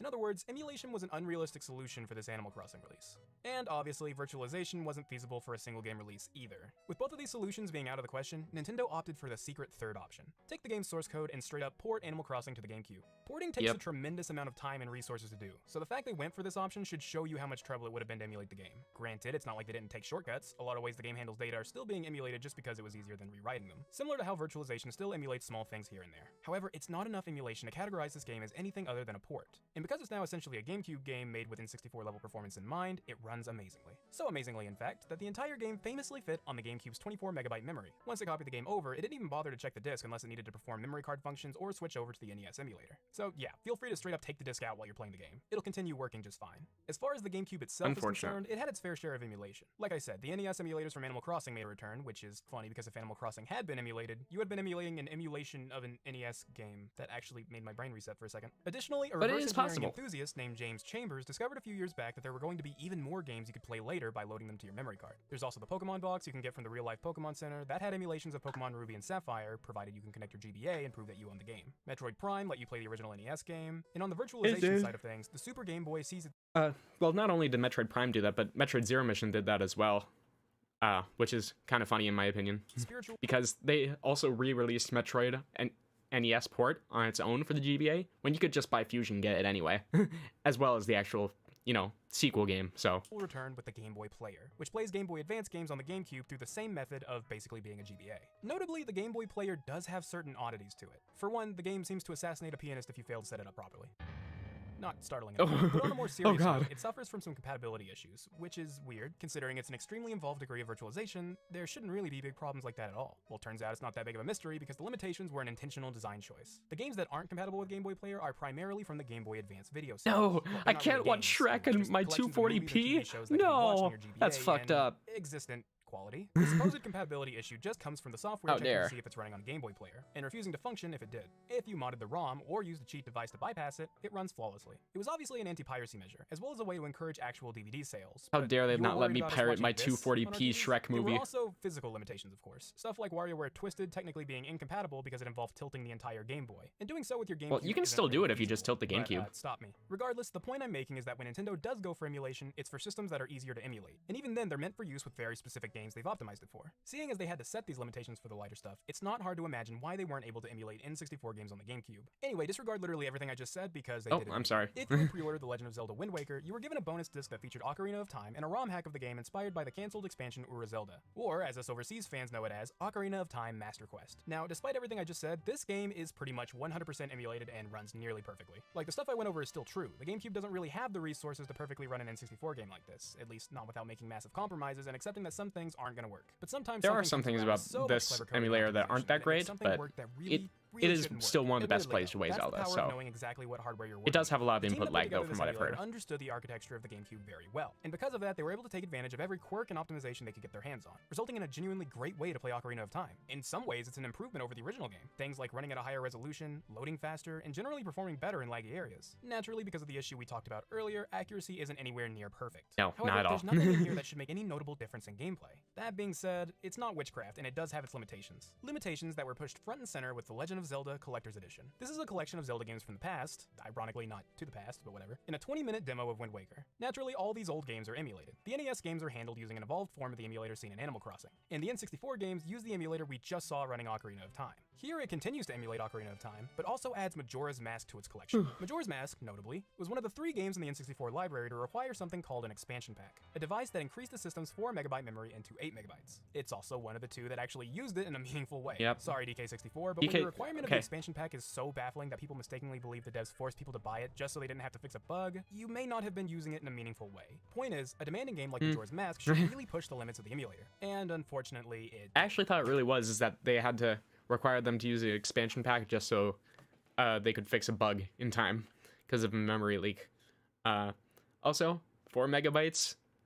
Only 4MB of RAM? Bruh. hard. Playing Majora's Mask on the Collector's Edition was nowhere near ideal. Unlike Ocarina of Time, this version of Majora's Mask Let me actually get my performed RAM worse upgrade than for my what the original Nintendo N64 64. version did. And worst of all, it introduced a crashing issue. Crashing is a really bad issue to Yo, have on Majora's Mask, let's go. as the game only saves when you restart the 3-day cycle. No matter how cautious you are, there's nothing you can do to protect yourself from a random crash happening at the end of a cycle and losing a lot of progress. It's rough to go from the great experience of OOT to this, but I wouldn't be talking about this emulator so much if this were the end of its story. The emulator would, as far as I know, not appear again on the GameCube. However, it would eventually become the basis for the Wii's N64 Virtual Console titles. The Wii Virtual Console is when Nintendo started I didn't know it was really like hard in utilized. emulation, releasing I thought old they games just for all made a kinds new of one from platforms. scratch. These emulators are pretty good, mostly consisting of old platforms that aren't too hard to emulate, and they do a perfectly fine job of imitating the original experience. However, their library does feature games from the Nintendo 64, something much more advanced than the rest of the lineup. Yeah, but not And that many of same them. OOT emulator returns here and exceeds expectations once again. Like I mentioned before, the architecture of the Wii was extremely similar to the GameCube's, meaning the hyper-specific optimizations found in the GameCube version could still be repurposed for the Wii. Yeah, Now 'cause able the to Wii take was advantage basically of the just huge a increase in slightly power. higher This was further resolution improved by making GameCube, specialized because they versions of the opted to emulator for each game in the library. make the What game resulted cheaper was and have the to waggle make tech in it. definitive way That to was the most play most of important these part for them. games. I don't think I have to explain that this is high praise coming from retro game enthusiasts. Even today, if you were to ask them what the best way to play an N64 game was, and that game was featured on Wii VC, the answer you'll get is probably Wii VC. Even speedrunners, justifiably the most picky players when it comes to emulation, think highly of the N64 Wii VC. Due to the improved performance and loading times the emulator usually provides, it typically has an advantage over its original N64 counterparts. And Only input in some latency is cases, though. basically non-existent. Input latency here, simply put, only refers to how quickly the game responds to controller inputs compared to the N64 counterparts. Responsiveness is extremely important in speedrunning, considering they're no stranger to frame-perfect tricks. Despite that, most speedrunners claim that they don't feel a difference in the way Wii VC controls. The emulator isn't without its There's some flaws, of differences, course. but not It too doesn't many. emulate a controller pack, meaning stuff like Mario Kart Ghost data is inaccessible, and each game has its own share of emulation quirks and inaccuracies. But again, mostly not Yeah, perceptible. no to the memory average pack player. options. Something the emulator did do That's well something that is the was analog kind of stick. disappointing. GameCube stick has a different range than N64 games, so the emulator had to approximate. It works, but it's less than ideal. Lightly pressing the stick in a direction is interpreted as much deeper than you'd expect, making slight movement a lot less precise. This doesn't affect normal gameplay too much, thankfully. Yeah, because but if you've ever played one of that's the thing with the joystick for the Nintendo 64 is that when you push on an angle of the joystick, it goes from a degree of 0 to... It has a value of 0 to 80. However, modern joysticks have a value of like 0 to 120 or something like that. So they have much different scaling because the Nintendo 64's joystick can't be pushed in as far as the other joysticks. So there has to be some weird conversion in there, and ultimately that messes up a lot of things when it comes to emulating the Nintendo 64. Zelda 64 games on Wii and thought, wow, the aiming is a lot worse than I remember it being. Exactly. You'd be right. Despite the fact that it's not a deal breaker, this issue is relevant because someone going by the name of Electromodder straight up made a device that intercepts your controller as it goes into the Wii. The intention being to skew your analog inputs in such a way that it more closely resembles real N64 input. The end result is input being contorted so that the small adjustments, the part that matters most, is preserved as closely as possible. It supports a few games, since the inputs were different for each N64 game, but it's most well known for Ocarina of Time. There's a speedrun glitch called the Extended Super Slide, or Yes, that let's requires go. very slight stick movement to execute. Notably, this glitch was extremely unreliable to pull off on the Wii version, frustrating for such a time-saving glitch. That's why this adapter was a big deal for those speedrunners, to the point where it's most popularly known as the ESS adapter. Needless to say, most of its owners are Zelda speedrunners. For what it's worth, Yeah. I do own one, Yeah. and they do make the games nicer to play overall, but I definitely wouldn't have bought one if it weren't for some OOT research I was doing in the past. Of course, this is a controversial controversial device in speedrunning, considering emulation inaccuracies are sometimes beneficial to speedruns. Stuff like OOT allowing you to do a lot of stuff that would have crashed the game originally, and if you're familiar with Super Mario 64 A-button challenge, you might be aware of the emulator's rounding error that allows you to save an A-press by waiting 3 actual days for this platform to rise. Something it's unsurprisingly Yeah. not supposed to do. Point Yeah. being, the adapter creates a weird situation where you're fixing certain emulation inaccuracies, but taking advantage of others. But to be fair, legitimacy versus speedrun accessibility and enjoyment is a common argument, and the right answer is typically up to the speedrunning communities themselves. This is a great example, as the ESS adapter ended up being allowed in Ocarina of Time speedruns, but banned in Majora's Mask speedruns, despite both greatly benefiting from the adapter. There are a lot more fun and interesting things to note about this emulator, but those are the highlights, and I have a lot more stuff to go over. Oh, actually, one last thing.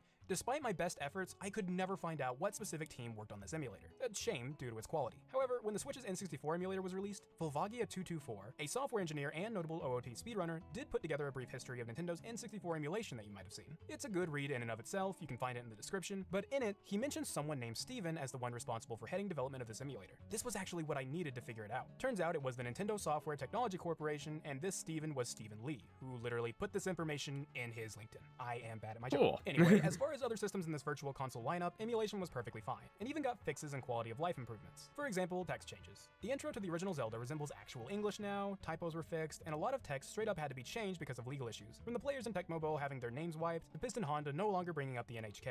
What's interesting is that while most of these changes were essentially done through the ROM darkening hacking, effect is still N64 there. ROMs were basically untouched. This is interesting because some of the N64 Even on games the are Wii, I ones with the suppose. most changes. Ocarina of Time revised one of the Gerudo's prevalent symbols that was essentially a symbol of Islam, going against their no religion policy. Pokemon Snap also added a feature that let you send pictures to your Wii's message board. Despite the changes of these games and a bunch of others, extracting the ROMs themselves will give you something identical to the original releases. That's because the emulator patched these changes into the game in real time. This is not something that was done on the Zelda discs. Changes for that system were also applied directly to the ROM, which is why footage of the official Master Quest release always has GameCube-style buttons, even if they were extracted and played in an unofficial emulator. That means it's a new feature introduced in Virtual Console. Odd, since the other emulators have no problems with changing the ROM. Oh, and like with the Animal Crossing situation, ROM injection eventually ended up being a thing. Modders learned how to open up the channel, remove the intended ROM, and replace it with their own to make these official emulators run different games. Compatibility Yeah, is I've actually pretty done high that on most before, and I platforms, modded some my exceptions 3DS where so I the can run N64 GBA emulators lack games. compatibility considering the tuning that had It's to be fun. done for each game. Oh, and the pseudo hard-coded games, like the entirety of the Neo Geo library for some reason. Some of the other arcade games too, I think. Gonna be honest, didn't test the whole collection, and information on this stuff is scarce. Mainly because outside of certain platforms and mods, the injection method wasn't really useful. Open source emulators were ported to the Wii all the time, which usually worked better than the official ones. And if you were able to inject ROMs into your Virtual Console channels, you were also able to run RetroArch home has games. It mainly stood ended the up test being of used for time, to say the N64 least. graphics. However, with the nice features introduced by Virtual Console, there were also issues that plagued nearly the entire collection. One of the bigger issues is the European titles, which typically ran at their original 50 Hz. That was the refresh rate of your average PAL CRT, and games released in Europe needed to run at 50 Hz to match. This is done by literally slowing the game down to match this lower refresh rate. Yep. To say this was a frustrating experience is beyond an understatement, especially if you knew how the game was supposed to play. Europe fortunately didn't have to deal with this anymore by the time the Wii was released, thanks to slowly adopting 60 Hz themselves. Nintendo must have thought it wasn't a big deal though, because most European Virtual Console releases still ran at the slower 50 Hz. I wish I could give a technical answer as to why they chose to do this, but it seems to And be that's that they why just didn't want to bother. people who play Frustrating Mario decision. Kart 64 to Another this day irritating decision still was the use the inclusion of PAL a dark version filter, as because Andy it technically Edwards runs slower and makes It's it not easier to too do bad, inputs in. but someone with a lot of experience playing the original titles might be a little off-put by it, especially on NES, which on top of this filter used a weirdly dark color palette to boot. This makes the darkness on NES a lot more noticeable, unfortunately, but otherwise the filter was a passable compromise. Okay, I think that covers the Wii Virtual Console. There's a lot to talk about for Nintendo's first big attempt at emulation, but I'm sure you want to hear about the future emulators too. Unfortunately, things went a bit downhill. With the release of the Wii and 3DS came the To say the eventual least. release of their Virtual Console. The emulators of the Wii have been scrapped at this point, in favor of a new set of emulators for both of these new consoles. We'll be focusing on the Wii U, but to my understanding both systems run the same emulators. Each emulator tends to have its own issues, but common themes are noticeable input delay, steps backward in accuracy, and oh no, it's spreading. Yeah, the dark filter from the Wii has now gotten a lot worse. Don't get me wrong, Oh, yeah. addressing epilepsy Oh, reset yeah. is much more important Oh, than yeah. one-to-one accuracy, but turning the lights off isn't something I would call a fix. There's not even an option to turn this thing off, and it never really stops being noticeable. At least the effort is disabled for certain games that don't have these concerns, and it's not present at all on the 3DS. Oh, but the 50 Hz problem is still a thing. Sorry, Europe. Admittedly though, it's not unplayable. Most of the games in this collection don't have bad enough inaccuracy issues that they make the experience worse, and input lag wasn't bad to the point of frustration. Mostly. And we finally got an overseas release for one of the mother games. Granted, it was the first one, titled Earthbound Beginnings, and it suffers from really ugly blurring thanks to a quirk of the NES emulator, and only the NES emulator for some reason. But just having an official release of the game is still pretty cool. Gave everyone a lot Yeah, of and I'm hope pretty that sure they that would people eventually have localize still most been of able the to hidden. Anyway, extract the ROM and N64 play it on experience was awful. their own Somehow NES the dark emulators filter anyway, feels so. even darker here, and the input lag is astonishingly bad. Bad enough that many completely avoided N64 titles on the Wii U. I could try to put into words how rough it is, but 2DOS said it all back Well, I mean, during SGDQ. I feel like only people who have been playing only the Paper Mario speedrunners play on the Wii U Virtual Console nowadays. 2015. All right, if you can kind of see the camera, I don't know if you can, but it's really that bad. It's not a joke.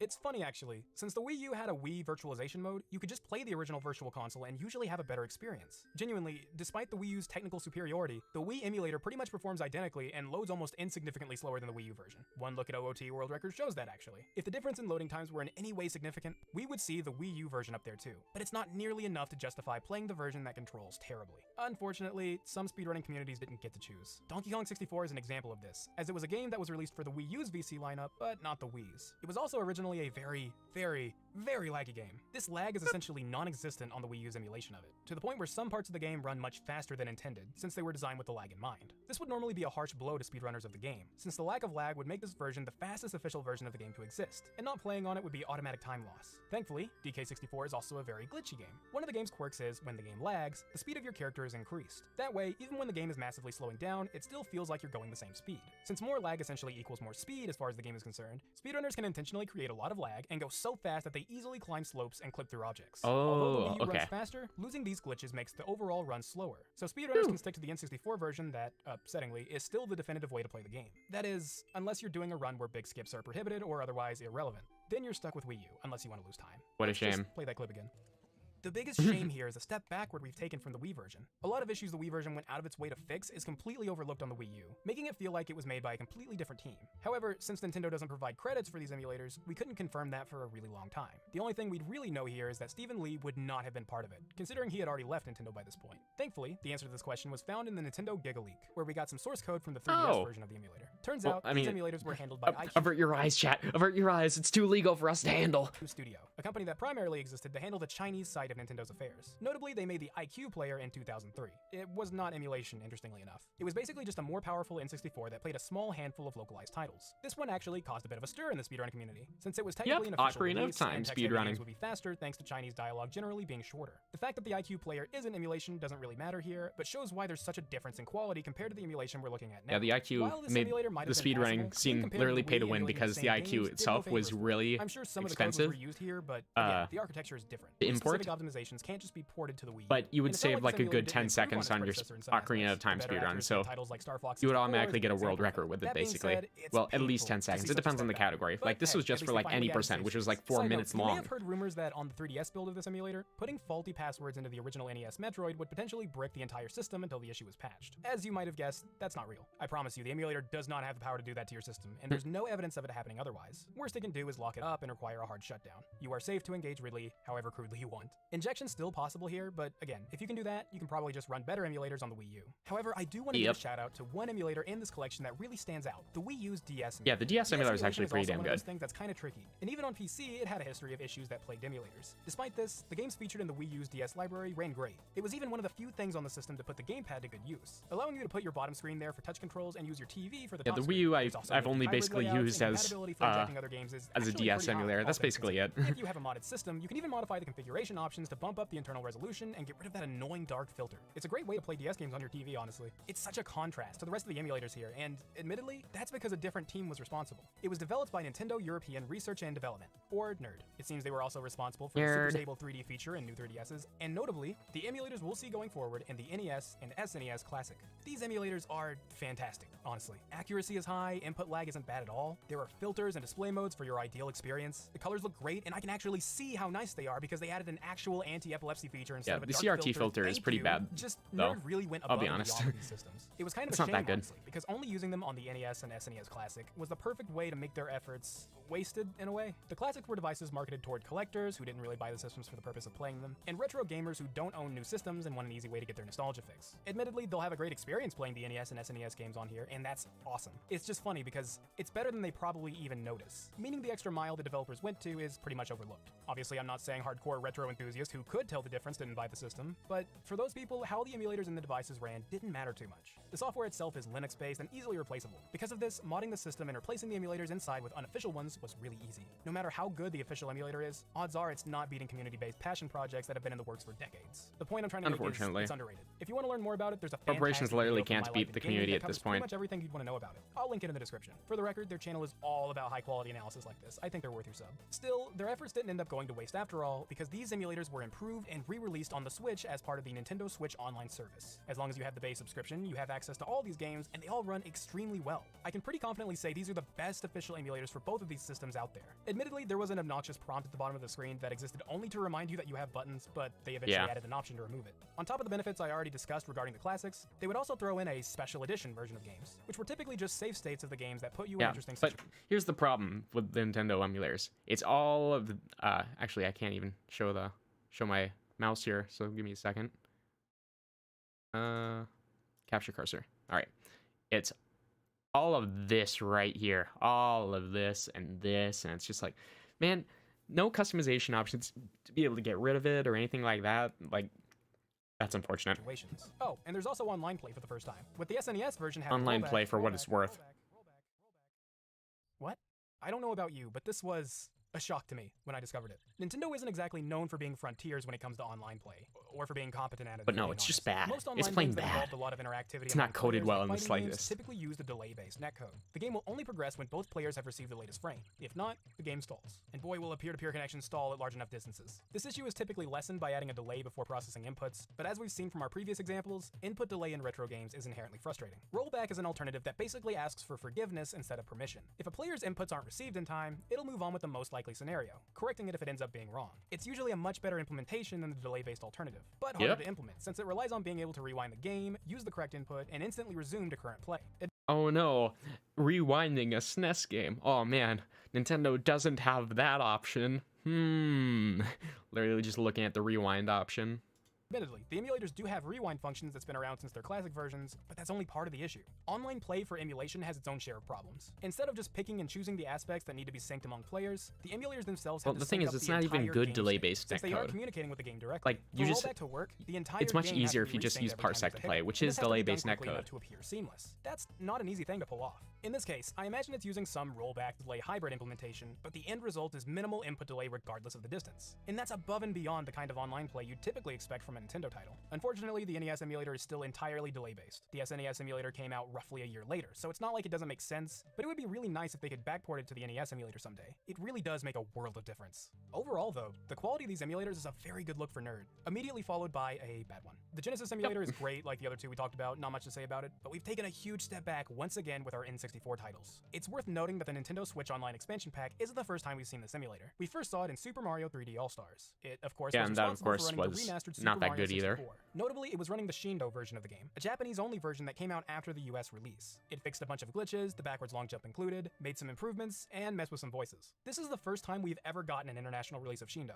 Like with the other N64 emulators, the ROM itself is still an unmodified version of Shindo. The localization and upscaled textures are patched in by the emulator. Nerd also made the emulator that runs the other two games in this collection, Sunshine and Galaxy. Galaxy has even been partially ported, much like the Animal Crossing example from earlier, but for a different reason. That one did it to make performance better. In Galaxy's case, it was probably for the sake of its motion and touchscreen controls. The more demanding parts of the game still seem to be emulation, and for what it's worth, it's pretty much flawless. Sunshine had some odd issues here and there, like nonsensical frame rate drops, audio bugs, and debug graphics that weren't supposed to show up, but most of these issues were eventually patched and the game runs fine. That being said, the N64 emulator is the only one we've seen after this. Whether or not the other emulators will show up again is something only Nintendo knows. As far as drawbacks, the only huge one was some noticeable input delay. The game itself was fine. Moving forward to its newest iteration, however, we have some problems. Graphical issues plague a lot of these games at the time of recording, and unfortunately, Ocarina of Time is one of the biggest offenders. Two of the biggest issues with the emulator is its excessive input lag and its poor rendering of fog. OOT in particular takes these two issues and throws them front and center. Not only does OOT use fog very heavily, but it wasn't exactly the most responsive game in the first place. Adding any more delay than that is going to be a lot more noticeable and therefore jarring. That's not an excuse, I assure you. If anything, having issues this noticeable with one of the big N64 titles just shows how badly they needed to be fixed before release. This exact issue led to the DK64 example I showed earlier. Input lag from the game adds to input lag from the emulator to make something horrendous. If DK64 was in the Switch library right now, I guarantee you the issue would be just huge as bad. input Worth lag. noting, We it actually need seems to that. be less of an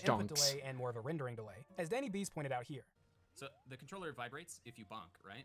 I'm gonna put the controller up against the microphone so you can hear how much earlier the vibration happens from when the bonk. Oh, that's a good test actually. Ready?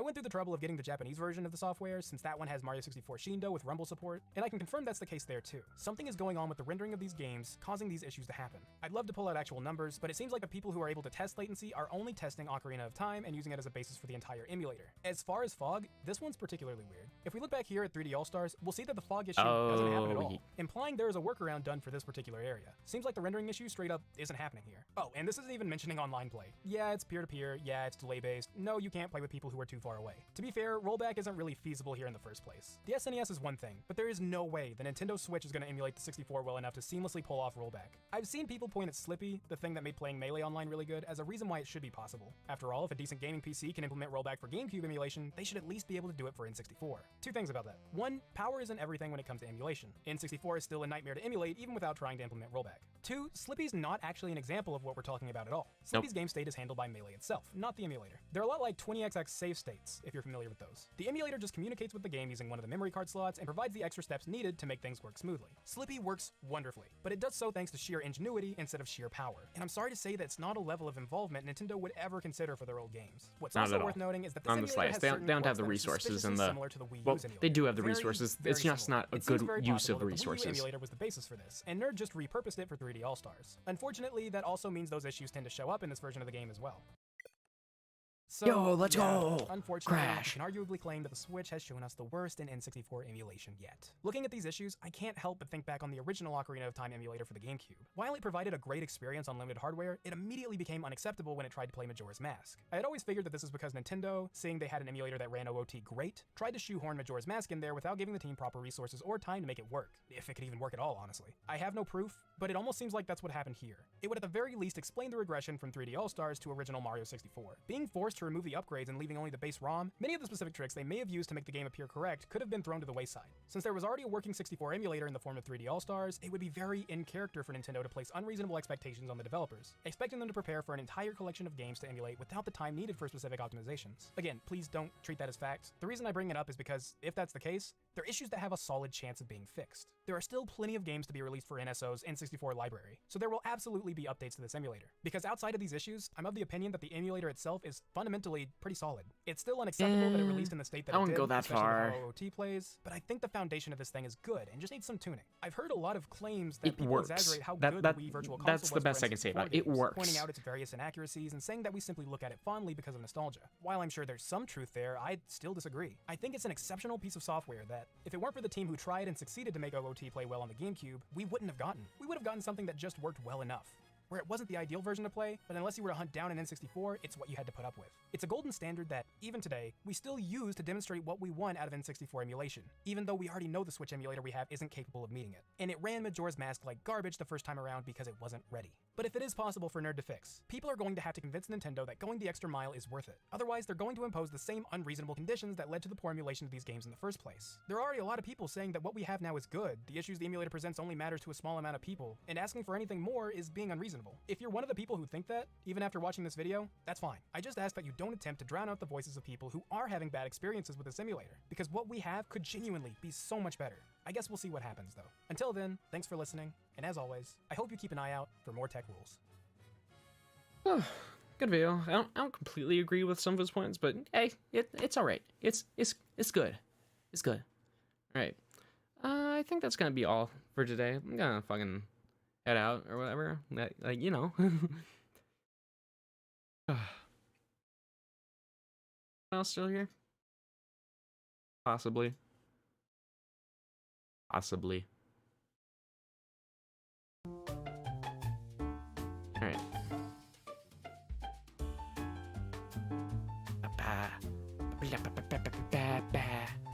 All right. Well, I hope you all have a good night. Please, rest well. Do the things, do all the things that you want to do.